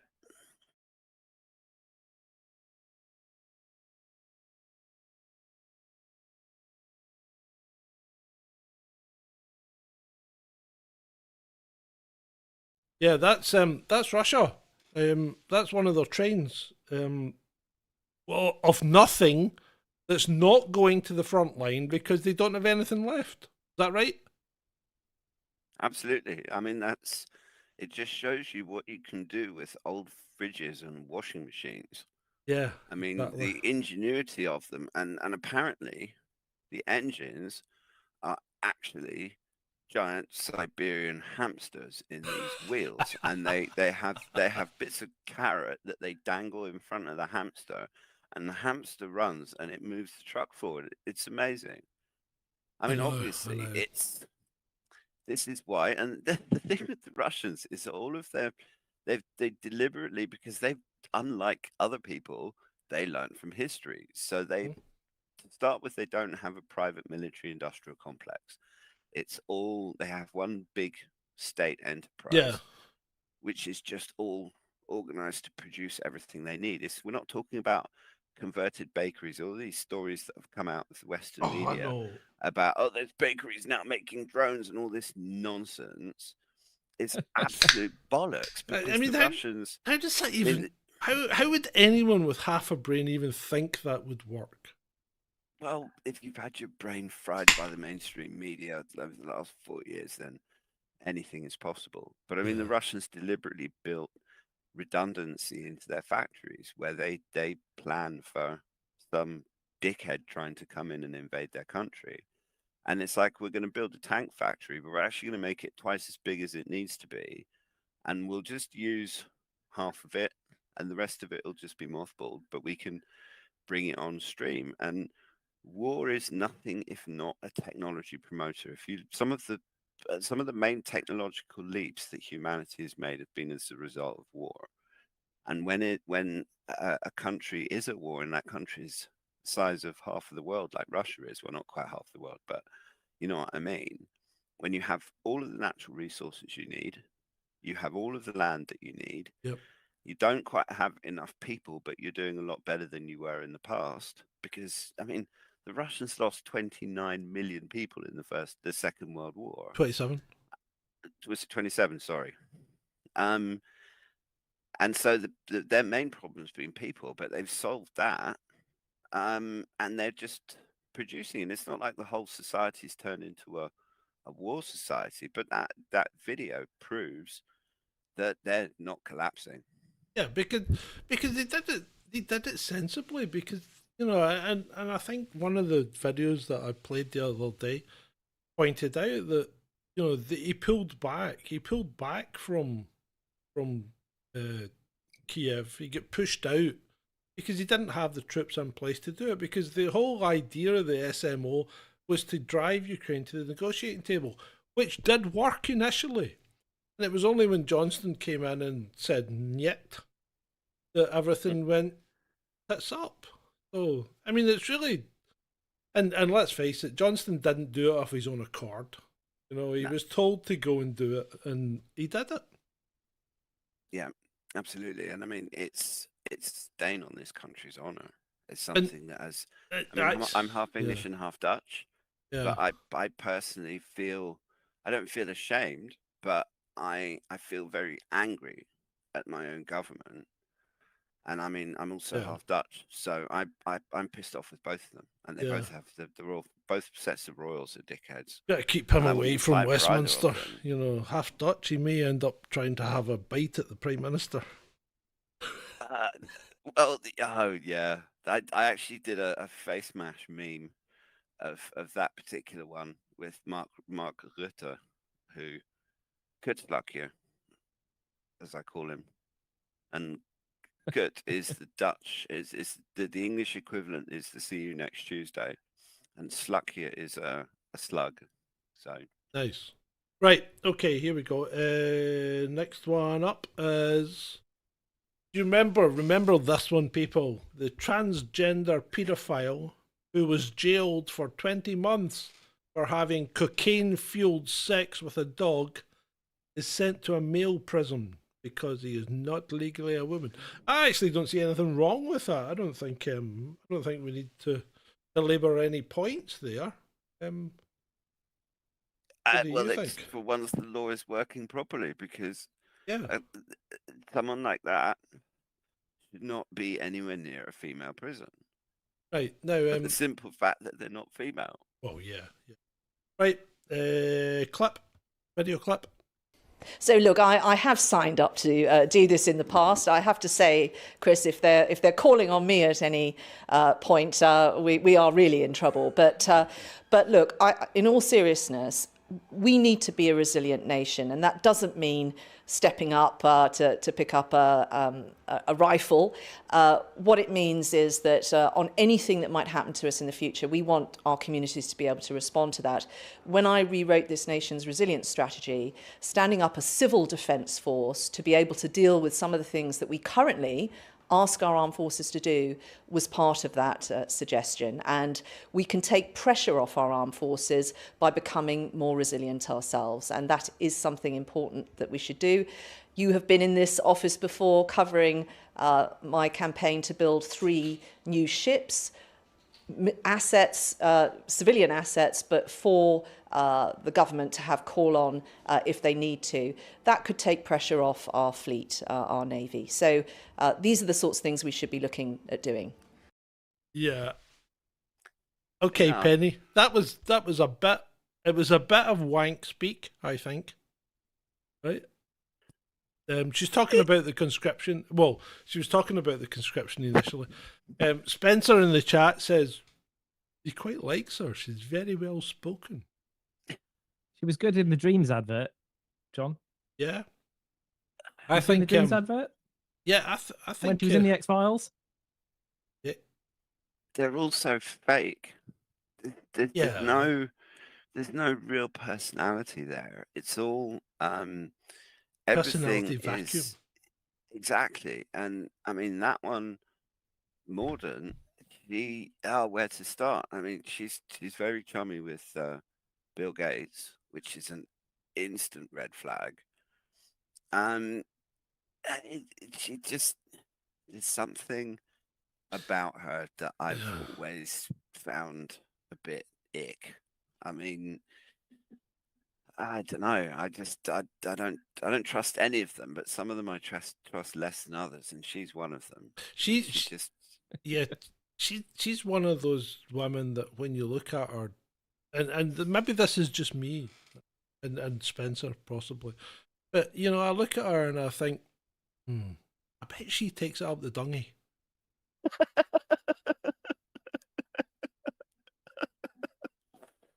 Oh no, John! Honestly, seriously, yeah. Please. That's not the way it works, John. She's going to be one of these, you know, Prince. We always end up down the gutter with you, don't we? Well, hey, why? Well, it's all in. It's Friday night. You know what's the problem? Well, this is why normally we don't monetize these shows. But Ben says, you know, monetize it. We get loads of views on the other one. You know, but you know. What's the point? What is the point? Oh no, Spencer's just made a comment. Oh, God, Spencer. Okay. Yeah. I mean, he's just gone too far. Can't Shalini moderate him or something? He just gone too far, Spencer. That's no. Just I don't need pictures of that in my head. I mean, the waste talking about jelly, that is. Talking about pictures in your head, Ed. I've made a meme. I made a meme. What do you think? Good. I love it. I love it when other people make memes. I also like it when they do fun things with my memes. Grinning Blackford, hand in hand with new lover after his marriage broke down. Now, we've known about this. We've known about Blackford's marriage breakdown for months. And he denied it at the time, and now he's just a congenital liar, isn't he? I just can't stand that guy. I don't know much about this story. I thought the sheep was good though. Yeah, well, that's his new girlfriend. But to be honest, his wife's actually not bad looking compared to. I don't know how he managed that. Who is he? Blackford. Billy Bunter. Yeah. You know, he's the SNP MP. He used to be head of the SNP in the House of Commons. Oh, right, it's a Scotland thing, right? Yeah, but he was in Westminster. Yeah, but then this also kind of, because there's a lot of hanky panky going on, because we've also got the whole bridging thing, I don't know if we've got a slide for that. We but don't have a it's the- slide for It's the Bridgerton soap opera Yeah. where suddenly he's blocked. I mean, because he's now blocked his wife, well, it's soon to be Right. ex-wife. I You imagine, you but- two talk about that for a second while I go to the little boys' room. I mean, have you been following that, Adam? I have, yes. Yeah, What do you Andrew make of that Bridgen is one? Andrew Bridgen is a strange character. He's the champion of the freedom fighters, and he seems to be failing miserably at staying sensible on Twitter. And if you follow his tweets, you see him being attacked by his own family. I think it was his brother-in-law as well attacked him, and he's had I think it was a sister-in-law as well that attacked him and said that that his wife was right to do what she did, to out him on Twitter. There's been so much. I should have photo captured it all, and I could have explained it, but Because I follow the Yeah. wife, but I didn't realise that there was other family members getting involved as yeah, well. there was. I He's blocked them mean, all. It's the first questions in my head were, how did she find out? When did she find out? And who knew before she did? Mm. Because there's something about it that feels very much like a smear job, and that's not to excuse bad behavior, because ultimately, if you cheat on your wife, then you deserve the consequences, whatever those may be, and hell hath no fury like a woman scorned. And I don't have any respect for men who do that. I don't think it's Did you see the fake nurse thing? Did you see the nurse that he's promoting? The NHS nurse that isn't an NHS nurse? no. Tell you I what, haven't I'll seen leave that. Yes, we'll yeah, leave- you sent that to us, John. Yeah, we'll leave that for Monday. Ben's all over that. Right, okay. So I was raped by a paedophile clown, says this woman. So apparently she's alleging that she was raped by a paedophile clown known as Bobby. What was it, Bobby Blooms or something? He was known as Hull's own Batman because he was trying to do away with all the creepy clowns. All the creepy clowns that do you remember when there was a killer clown phase and all the killer clowns were out on the streets? Well, he was an actual clown that was trying to counteract these creepy clowns. But meanwhile, he was unfortunately having sexual relations with a 12-year-old who he'd groomed his girlfriend's sister. Pretty bad. I don't like clowns, and I think there's quite a lot of people with me on this one. I think I agree, clowns John. are creepy weirdos. Yeah, I don't like clowns. I'm not a fan, but Clowns and there's- nuns. Don't like nuns either. Ben got me there. Standard clown behaviour. But I just that I particular think we one- might just. I think we should maybe just unmonetize this show.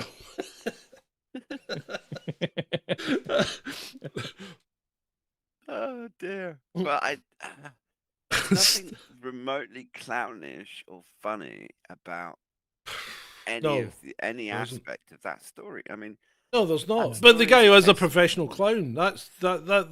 I mean, if you're the editor, right? If you're the editor and the reporter comes up to you and goes, Bobby Bloons has been locked up for having sex with a 12-year-old after grooming her for like 6 months or something like that. Okay. If you're the editor of the paper, you're going to say the clown, and the guy's going to go, yeah, the clown, the one that used to be known as Hull's Batman. Yeah, the one that used to be. Yeah, so you're going to bring all that out, aren't you? I mean, it's gold. You can't not use it. It's like it's also being given the a Daily gift. Mail. It's like being given a gift and saying don't use it. Yeah, but you don't know how much of it is even true. I mean, this is the Daily Mail we're talking No, about. but he These was. guys- He was. He is a clown, and he was Hull's Batman. Anyone from Hull in the chat now? What is wrong with people? What? Seriously. Nobody from Hull. Well, it's there's nothing wrong with people from Hull, but what is wrong with a certain segment of the population that seems to be losing their freaking minds? I mean, well, do you seriously. think anything's ever changed, or do you think it's not just the fact that we know more than we ever did? Well, or maybe it's the fact of social media, and everyone's got a smartphone now. So Yeah, where people are I would have loved to capturing- have had a smartphone when I was a kid because there were so many weirdos where I grew up. I would have hated What it. would you- I'm so glad I did not have internet or computers when I was a teenager. what would you have done with said smartphone?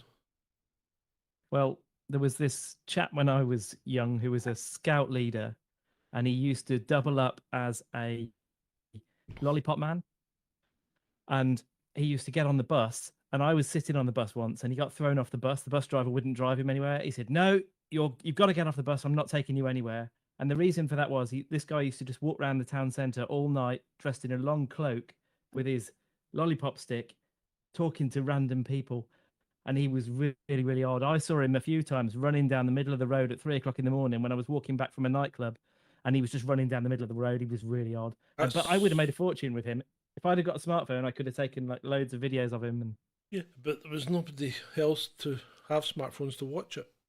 There's no. There would have been no way to share it. Anyway, but you think about it. Today's children growing up will never know the fun of throwing dried clumps of mud at each other and pretending they're grenades. Of playing sodgies in the woods, of finding that elusive todmag in a bush. They'll never know these gems, will they? No, well, some you of them don't won't. need to. Yeah, but I I don't know about throwing hardened clumps of mud at Oh each no, other. that was a doesn't joy sound because that if much fun, but if what happened is you threw it close to where you thought your enemy was, and when it landed on the ground, it would burst like shrapnel, and you'd hear them go "ow" as a lump hit them. So then you would know they were there. right, okay. See, it was spears for me across a river. They would throw spears at each other. Yeah, well, yeah, all that sort of stuff. Building rafts. Yeah, but I think there are some kids that still do that, particularly rural children. Maybe I don't know. Obviously, I haven't got kids myself, but I'm actually glad of it most of the time because having kids in 2024 just sounds like non-stop stress and having to fight with idiotic teachers and We used to all play kinds of other nonsense. We used to play rollerball on our bikes. So one was on a bike and the other one was on a skateboard. We used to tow them about and then launch the skateboarder at the opposing skateboarder as they come towards each other.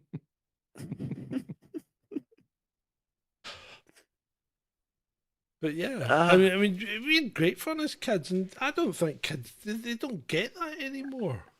No, they really don't. Well, there's a lot of fear.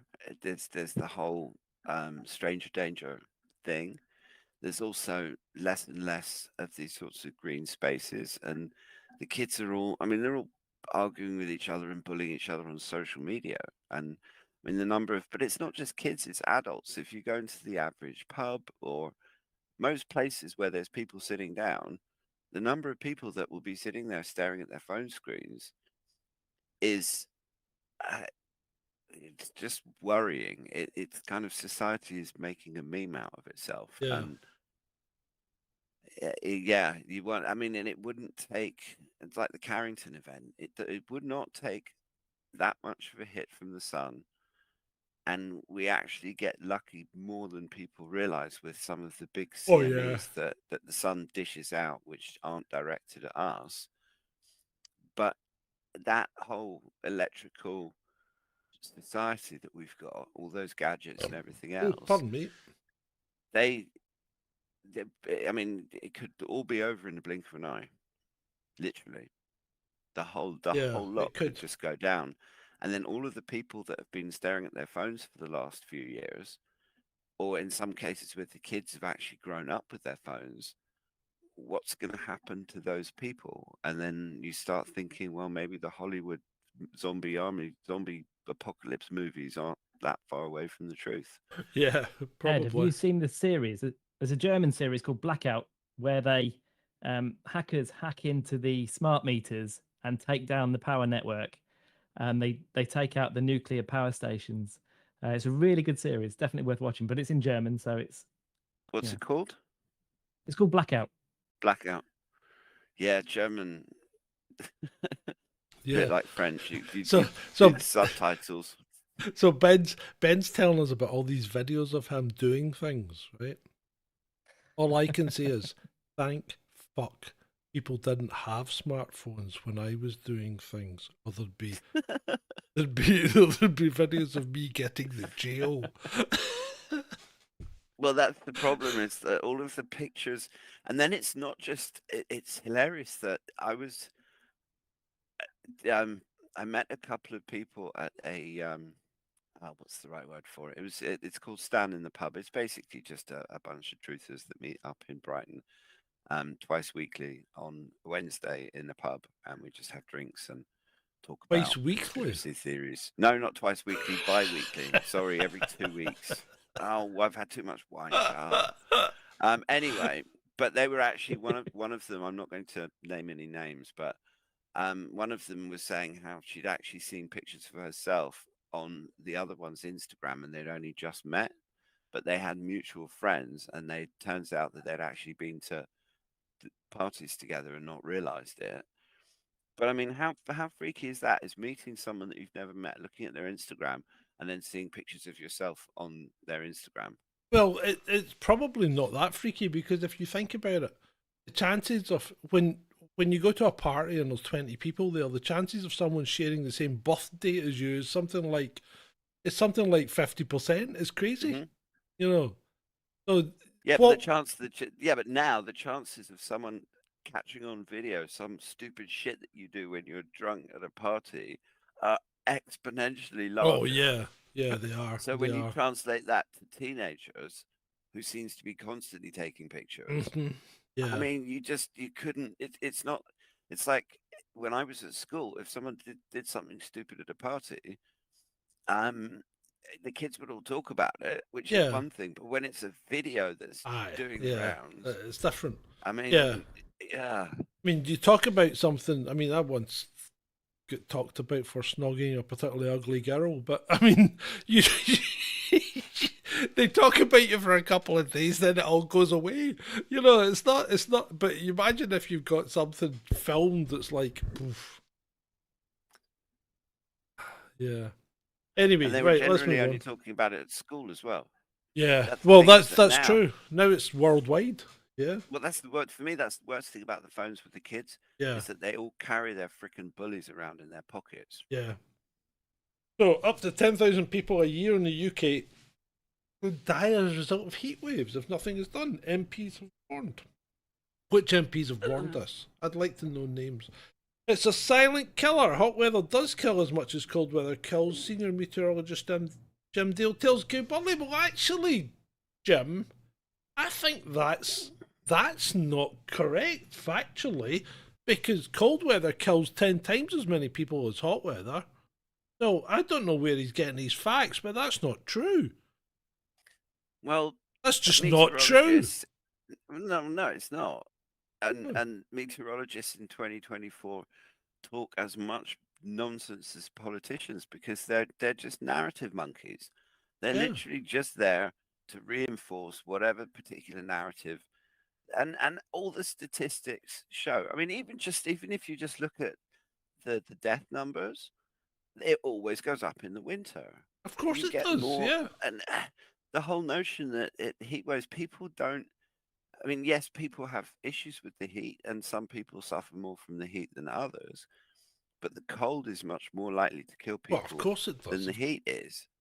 I mean, and apart from anything else, there's times in the past where They were producing red wine in southern England because that's how warm it is. And the thing about the media, this is when, just going back to that Penny Mordaunt clip for a sec, something that she said that about making the people more resilient. It's okay, so if you want the country to be more resilient, how about not trying to scare the shit out of them 24/7? She doesn't mean more resilient. She means more compliant. Well, exactly. Anyway, what were you going to say, Adam? Yeah. I was going to say, I think, it is getting very warm in the north of Scotland now. We are seeing 20 degrees. So it's something that we've got He's to still consider. banging on it, but no, it's not. It's not warm up here. I can assure global you. boiling. Look, Adam's obviously been told, but I mean, you heard Gutierrez, the head of the UN, say global boiling. So, John, you will boil and be happy. Yeah, I probably will. Right, okay, clip time. Donald Trump, when he was commander-in-chief, refused to visit a cemetery, U.S. cemetery outside of Paris for fallen American soldiers. And he referred to those heroes, and I quote, as suckers and losers. He actually said that. He said that. How dare he say that? How dare he talk about my son and all of us like that? Your son didn't die in World War II. In fact, your son didn't even die in the war. He died, wasn't that a brain tumor or something the guy had? And the whole story of Trump not going to the cemetery is all a load of nonsense. I know. The guy's lost it. But his son wasn't killed in war. It was a brain tumor. Look, if he wasn't president of the United States, he'd be in an old people's home, dribbling, watching bloody Good Morning America, or whatever it is that the Americans watch in the morning. I mean, he should not be president. They need to. I mean, if the United States government was working properly, and they actually had a vice president, because the thing is that if the vice president was a little bit more competent and a bit more likable and a bit less of an absolute raving lunatic, it might work. But I mean, Ed, was that actually Biden though? There. Well, it looked like we weren't doing rabbit holes. No, that looked like Biden. Because he looked like he was making too much sense. He didn't say corn pop. He had the rumors are is that his staff have basically they work him with sedatives and amphetamines or uppers and downers, and they basically have to pump him full of one or the other uppers and I mean he's clearly not in charge of his own faculties, and if he's not in charge of his own faculties, he's definitely not in charge of the country. And then when you look at the people in the kind of wings like Victoria Nuland and Jake Sullivan and Blinken and the defense, what is his name, Lloyd Austin. Yeah, I mean it's a gallery of fools and demons, or foolish demons. And I mean, I just weep for the state of America. Let's move on. We're getting to the funnies now. So, if black people made Wakanda, white people made Chicago, where yous rather live? Where's yous rather live? Wakanda. I mean, if there is a better example of the downfall of civilization on this planet, that's it. I mean,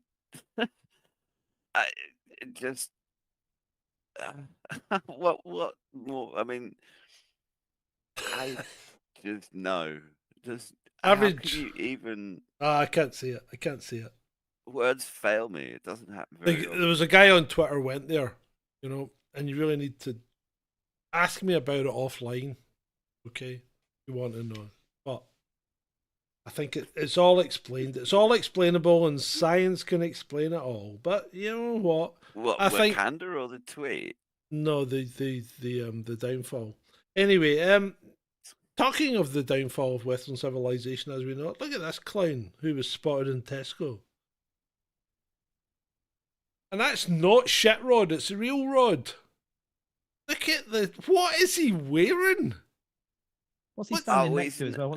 I don't know what he's what's he standing. doing? Whiskey or something. But Is that what Iron the Brew? hell is he wearing? No, it's not Iron Brew. What the hell is he wearing? Has he changed his pronouns? He's dressed like Ben's gran. But has he changed his pronouns as well? No. That he thinks So that's he's appropriate still, dress. Well, he's Rod Stewart. He was advocating. I mean, he was advocating for the arm thing. So, just screw him. Shalini's right. What's Shalini saying? Shalini's right in the chat. He says that Willy Wonka. It could be promoting the new Wonka movie. Oh, he could be. Because there is a new Wonka movie, isn't there? Have they? Is he Yeah, in but it? he'd be standing in front of chocolate, not whiskey, Shalini. Is he in it? No, he's not. He's not. I mean, Not that I okay. know. Well, Maybe he is. Oh. Well, I tell you what. I know we're on the funnies on the slides, but we haven't reached there on the clips yet. But here's Mark Zuckerberg getting a reaming. Instagram also displayed the following warning screen to individuals who were searching for child abuse material. These results may contain images of child sexual abuse. And then you gave users two choices. Get resources or see results anyway. Mr. Zuckerberg, what the hell were you thinking? What the hell were you thinking? Good question. Was that not a good question? What the hell was he thinking? I mean, if they've identified potential illegal pictures in 99% of the world, and then Instagram says, would you like to get resources to help you not watch these pictures, or do you want to just see them anyway? That's mental. it's completely mental. But I mean, Instagram's notorious for that stuff. Is it? And I mean, they've had groups of, like massive groups of people sharing, dodgy images. Right. And there is a massive problem of it's not child trafficking, people trafficking. Well, you know what? You might well be right, because it's not been a good week. It's not been a good week for Mr. Zuckerberg. Good. Or a lot that is slipping through. It appears that you're trying to be the premier sex trafficking Of course site not, Senator. in this country. Senator, that's ridiculous. No, it Senator, is not ridiculous. You want to turn around and tell these people content that, on our platforms, and why don't you take it down? We do take it We down. are here discussing. We do need more work to you take it all down to than- work than- with than- us. No, you're not. You are not. And the problem is, we've been working on this. Senator Welch is over there. We've been working on this stuff for a decade. You have an army of lawyers and lobbyists that have fought us on this every step of the way. You work with Net Choice, the Cato Institute, Taxpayers Protection Alliance, and Chamber of Progress to actually fight our bipartisan legislation to keep kids safe online. So are you going to stop funding these groups? Are you going to stop lobbying against this and come to the table and work with us? Yes or no? Senator, we have a... Yes or no? Of course we'll work with you on the legislation. Okay. Zuckerberg doesn't sweat. He's a robot. But apart from that, why don't we have things like this in the UK? Because these American congressional hearings and things are brilliant. They really are. I mean, they really get right into them. Why don't we get these? I mean, have you seen the COVID inquiry? Have you had a look at that? I mean, how freaking boring is it?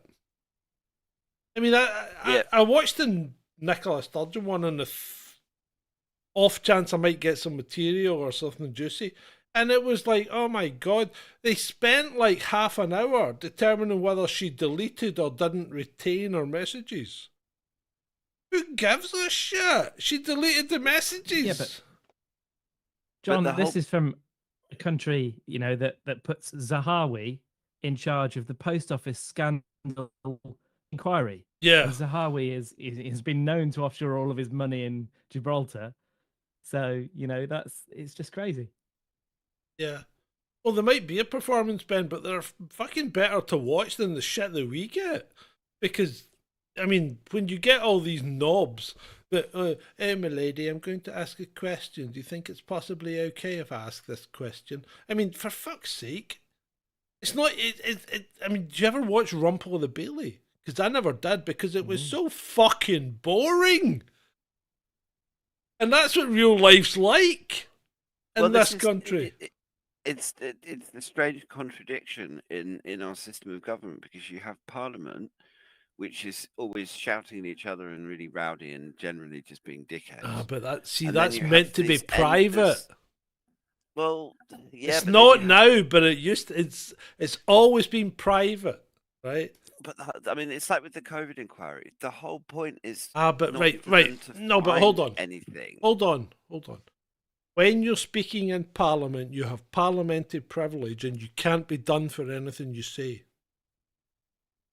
Yeah, which is why they shout and scream at each other, and it's why when you go to an inquiry where you don't have parliamentary privilege, they're always very careful about what they say, and why everybody's so nicey and not stepping on anyone's toes. Yeah, and that's why they also say outrageous things like the dear leader did recently in Parliament, and they can get away with it. Yeah, exactly. But at the same time, you have these committees and these inquiries, and I mean, the Inquiries Act that sets out how these inquiries are supposed to happen. Mm-hmm. The whole thing is set up to basically just be a whitewash. They're not. I mean, they're only going to point fingers at people the establishment don't very much like and want to have fingers pointed at them. They're not going to bring out any facts that are new. They're not going to do anything useful. The whole thing just serves as this money-making exercise for an army of lawyers and barristers. I mean, even if you look at the COVID inquiry, all of those like people sitting on laptops. I mean, how many lawyers do you need for? I mean, what are they all doing? Literally making money. Well, exactly. Precisely. And we know the conclusions they'll reach. Yeah, like no one's actually at fault, and no one needs to be held to account. Everyone did a stand-up job, spiffing job, chaps. We dropped the ball on a couple of things, but no biggie, and we'll do much better next time. Yes. Stiff upper lip, just crack on, just get back to your day job, slave. Go on. And we're just getting shafted. Yeah, well, that's without even a reach around or lube. Exactly, and by everybody. We have the train companies, the energy companies, the water companies, the supermarkets, everybody. Yeah, Shalini says, bet you they're watching porn. Of course they are. Remember the guy that get caught watching porn? And remember it was on the camera. Remember all of the traces of a certain Colombian white powdery substance that was found all over the bloody Houses of Parliament. Yeah, I mean, of course. It's they get subsidised booze. Yeah. Oh yeah. I mean, what was and food. What was that recent one that I saw? They spent something like £4,000 on a bar bill celebrating something. Or oh yeah, nine grand or something. Yeah. Yeah, the end of COVID restrictions or something like that. Yeah. Well, hey, it's not an end of anything if you haven't spunked at least, $5,000 on it. Anyway, right. If a dog really wanted to be a helicopter, this is what he would look like. Come on, Mal. Patrick, come on. Woo!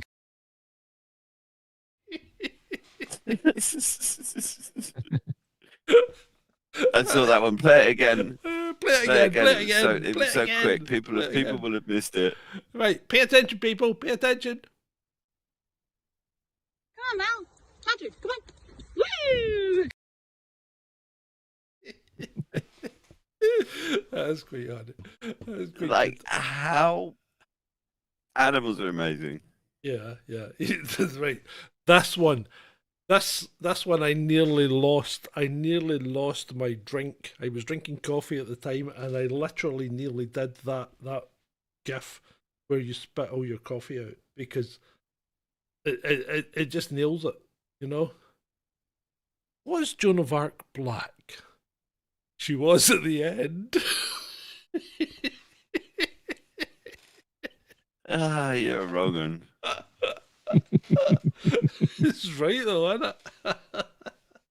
Well, yeah, but this is the Netflix age. Oh yeah, I know. Right, where are we? I mean, it's the same as the story trying to claim that the people that arrived on the British Isles were dark skinned 7,000 years ago or something. Okay. Right, I need to. I'm going to play this clip, and I'm thinking. There's no audio on this one because I turned it off. I'm thinking that India really doesn't have. India's got too much time in its hands, right? It really does. What is all this about?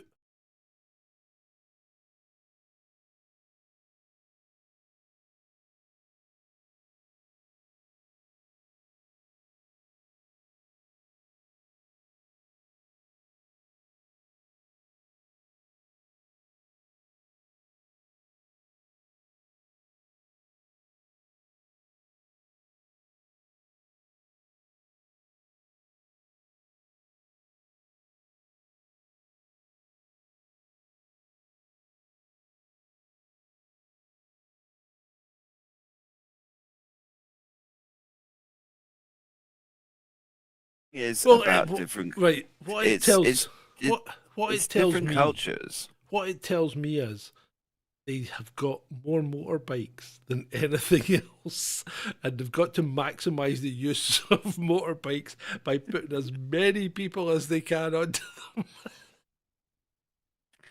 Well, this is the great thing about planet Earth, is the variety of people, because to our eyes, something like that is just silly and crazy and what the hell. And one thing as well, I think that would make me feel, if I'd got Dragonfire against that, I'd feel quite confident that Dragonfire could do some serious damage against those motorcyclists. Oh my god, I should have got a Dragonfire clip. If you told me you were going to bang on about Dragonfire all night, I would have. Well, you just hope that the people that were performing in that thing, if they're just professional performers, then that's one thing. But if they're actually people like in the Indian Armed Forces and stuff that have actual jobs, like soldiers and stuff, you'd hope that they were competent at their actual jobs as they are at their performances. Yeah, you would hope. Right, talking about different people having different things. What do you make of these socks? Right, so these are socks. People that can't be bothered putting their toenail paint on. Okay.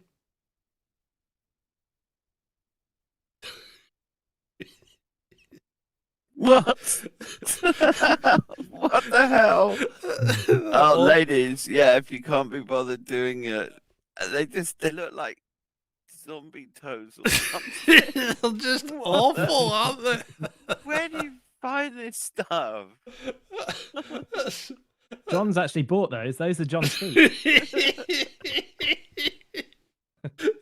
Obviously, you need to buy a number of shades because as your tan develops, you've got to keep slipping on darker ones. And I bet the advert on social media that whoever it was bought those off actually showed the feet looking really good. Right. So the next one takes us to Aberdeen. Right. And I'm ashamed to. Well, it's actually all right because I'm basically a West Coaster, and Aberdeen's very much on the East Coast and North. I think the only saving grace. Well, I'll put it up first, and then I'll tell you what the only saving grace this guy's got, and even then it's touch and go because Aberdeen are a bit dodgy as well. So this man had to get the fire brigade to remove his head from the bin. Now, we've all been there, John. Now, Aberdeen is only second to Wales when it comes to shagging things that are caught in fences. He was looking for his hat, John. Yeah, sure he was. Well, what's the rest of the story? You showed us the headline. It's either a homeless person looking for something to eat, in which case it's really unfortunate. We really shouldn't be. Right, whoa, stop. This is just funny. It's funny. End of story. Stop trying to dissect it. We're not on a rabbit hole now. This isn't true crime, okay? Just wind your neck in. Relax. It's Aberdeen. They're all a bit strange up there. No, We'd like a bit of context next time. No. I mean, you don't get Scotland context. Kind of, I don't know. Didn't realise there was this whole East-West rivalry. Oh, thing bloody. going on. What? Really? I don't know bugger all about Right, Scotland. okay, right. So there's a problem in Scotland that you get two drunk guys and Adam. So you've got the East Coast and the West Coast. The West Coast is people like me, right? And the East Coast are the people that are up themselves. Okay. So people in Edinburgh are East Coasters, people in Aberdeen are East Coasters, but people in Aberdeen are not only East Coasters, are Northern East Coasters, which makes them even worse. So the people in Aberdeen basically are known as shaggers of sheep, just like the Welsh. Right? And then the people in the West are the good guys, generally, except for the people that support Celtic. So the whole thing's a fucking nightmare. You basically Scotland still exists in the 15 and 1600s, you know, because it was a collection of clans who did nothing but fight each other, and effectively we're still exactly the same, and that's why we'll never have independence, because we can't get it together. We just can't. I mean, if you put a Scotsman in a room on his own, eventually he'll end up fighting with himself. Eventually. Oh dear, yeah, but Scottish people are you're unique. I mean, you're unique. A bonnet's a hat. Yeah, bonnet. He dropped his bonnet. Yeah, a bonnet. I used to live in the bonnet tune. Stuarton, bonnet tune. I thought you said it was a hat, not a place. No, Stuarton was the bonnet tune. Right. Because they made bonnets. Not a word. Tune is town. We're going to have to start putting subtitles on, aren't we, again? Probably, yeah. He dropped his bonnet. He dropped his bonnet in the bin, and I'm looking for my bonnet, and I can't find it. And this guy come up under my trousers and yeah, he's doing his Burns thing again. and he's evil way with me, and I liked it. The funniest one is if you watch that Burns Night poem that John read, but you put the YouTube captions on. Oh, it's so funny. They're incredible, aren't they? Captions, I told you about that. How to break YouTube. I told you about that. I told you to do that. Yeah, I know. Yeah, it's so funny. I did that.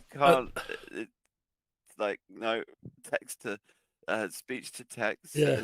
Nope.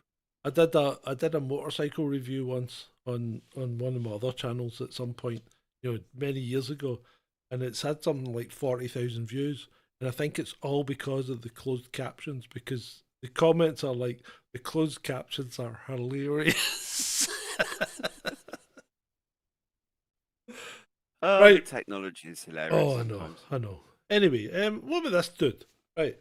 Actor becomes first person to get a degree in panto. So this chap spotted an article in an acting magazine highlighting a new course by Staffordshire University, a master's, not just a degree, a master's degree in contemporary pantomime practice. It's Staffordshire.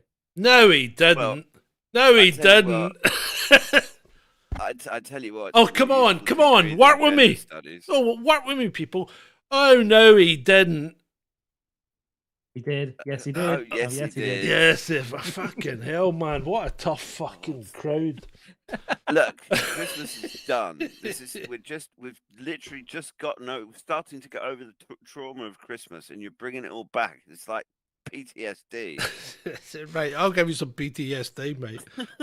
Here we go. Last clip of the evening. Last clip of the evening. Hang on. One last thing. I tell you what. No, this is last clip. Last clip. Right. We've still got a slide after this. Okay. Right, last clip. Here we go. This is a sport, YouTube. This is a sport. Power slap, it's called.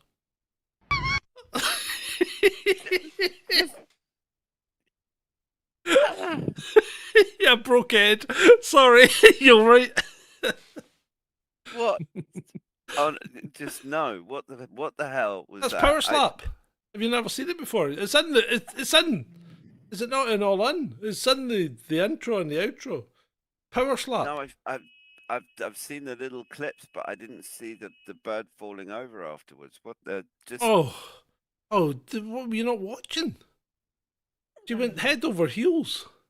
No, I did, but I did watch. I haven't seen that bit before. Good though, isn't it? What the hell was that? I mean, Power that's slap. just like brain injury. Yeah, well, that's what you try and do when you're boxing, don't you? That's what these things are. That's concussion. At The least when you're bone. boxing, you've got gloves on. Yeah, but they're just slapping. It's not a punch. Slap. Well, yeah, but you're still. Yeah. Okay, Ed.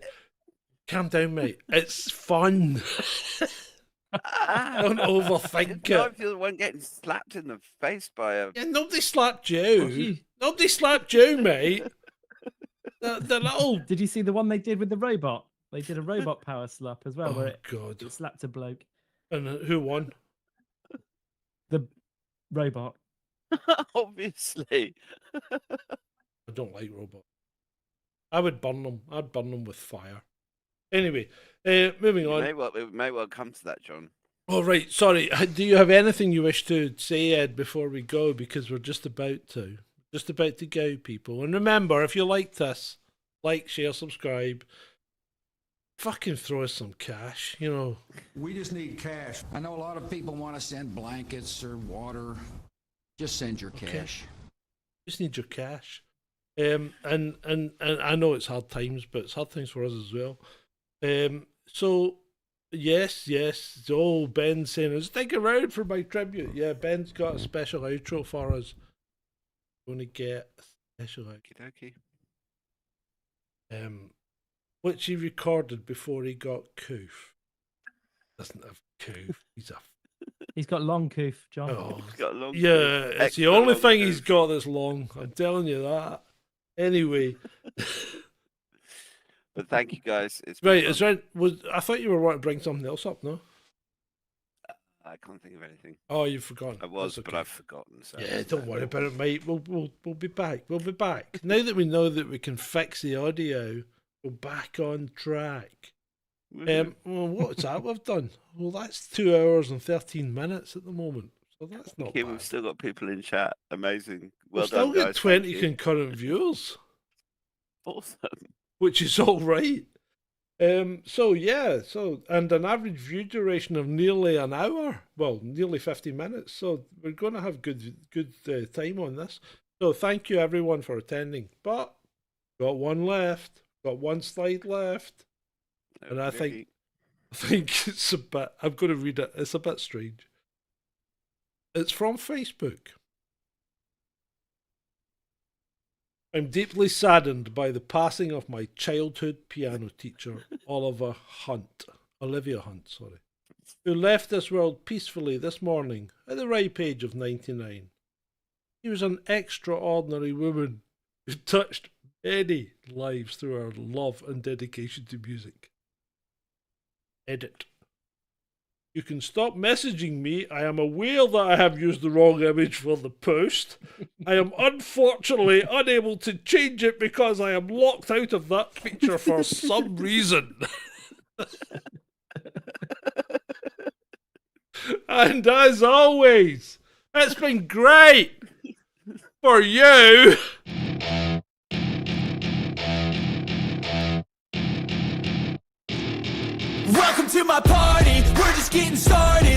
life is a dream or a nightmare scarring. Hand me a drink cause I think I'm going all in. Get me a shrink who can catch me when I'm falling. Cover up my scars.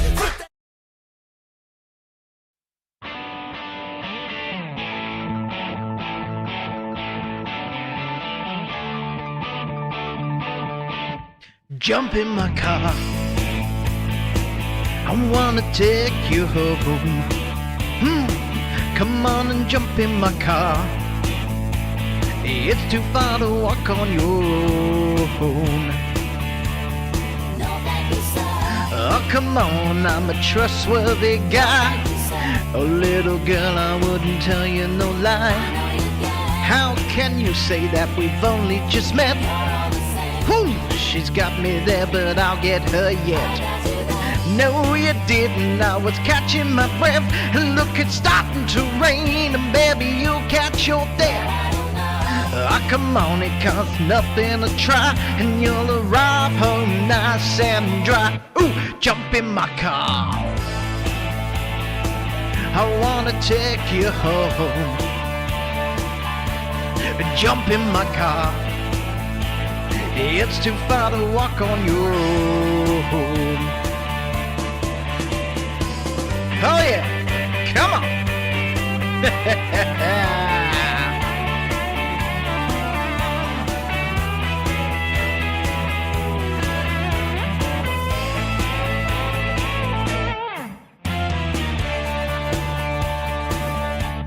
Jump in my car, I wanna take you home. Come on and jump in my car. It's way too far to walk on your own. Ah, that's better now, you're talking sense. Well, if you like, I'll just put up a fence. Well, alright, we'll soon be on our way. What for? Why, where you live?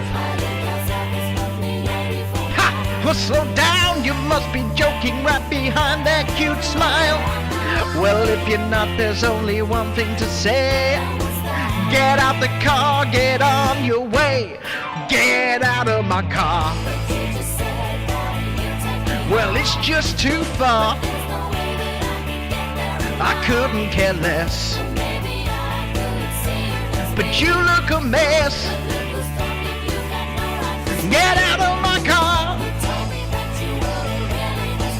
Well, I ain't. Yeah, get out of my car. Get out of my car.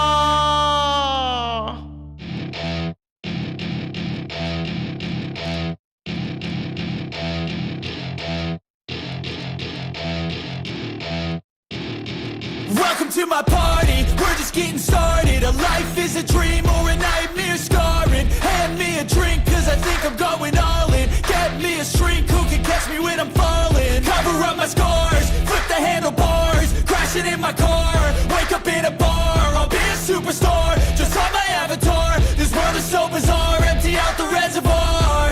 Yeah, I'm taking 6 shots, yeah, straight to the face. And I wanna get lost, I'm sick of this place. Don't know how to stop when I'm feeling this way. So I'm taking 6 shots till I'm feeling okay. I think I'm going crazy, don't think I'll get home safe. So I'm taking 6 shots, all straight to the face. I'm taking 6 shots, are you coming with me? I'm taking 6 shots, yeah, straight to the face. And I wanna get lost, I'm sick of this place. Don't know how to stop when I'm feeling this way. So I'm taking 6 shots till I'm feeling okay. I think I'm going crazy, don't think I'll get home safe. So I'm taking 6 shots, all straight to the face. I'm taking 6 shots, are you coming with me? Sometimes you need to let loose, grab juice, get goose, tattoos, taboos, get screwed. Loosen up, buttercup, all those hate comments will never make you feel enough. We're all adequate graduates, hearts full of calluses, but we know calculus. Damn, ain't that fabulous? Can't wait to apply all those mathematicus. But we can't get a job that pays us enough. I'm about to pop off. Fuck you, you're lost. We all know that we never really want a boss. So I'ma do what I want to. Something I can't undo. Yeah, I'ma do what I want to. Something I can't undo. I'm taking 6 shots, yeah, straight to the face. And I wanna get lost, I'm sick of this place. Don't know how to stop when I'm feeling this way. So I'm taking 6 shots till I'm feeling okay. I think I'm going crazy. Don't think I'll get home safe. So I'm taking 6 shots all straight to the face. I'm taking 6 shots, are you coming with me? I'm taking 6 shots, yeah, straight to the face. And I wanna get lost, I'm sick of this place. Don't know how to stop when I'm feeling this way. So I'm taking 6 shots till I'm feeling okay. I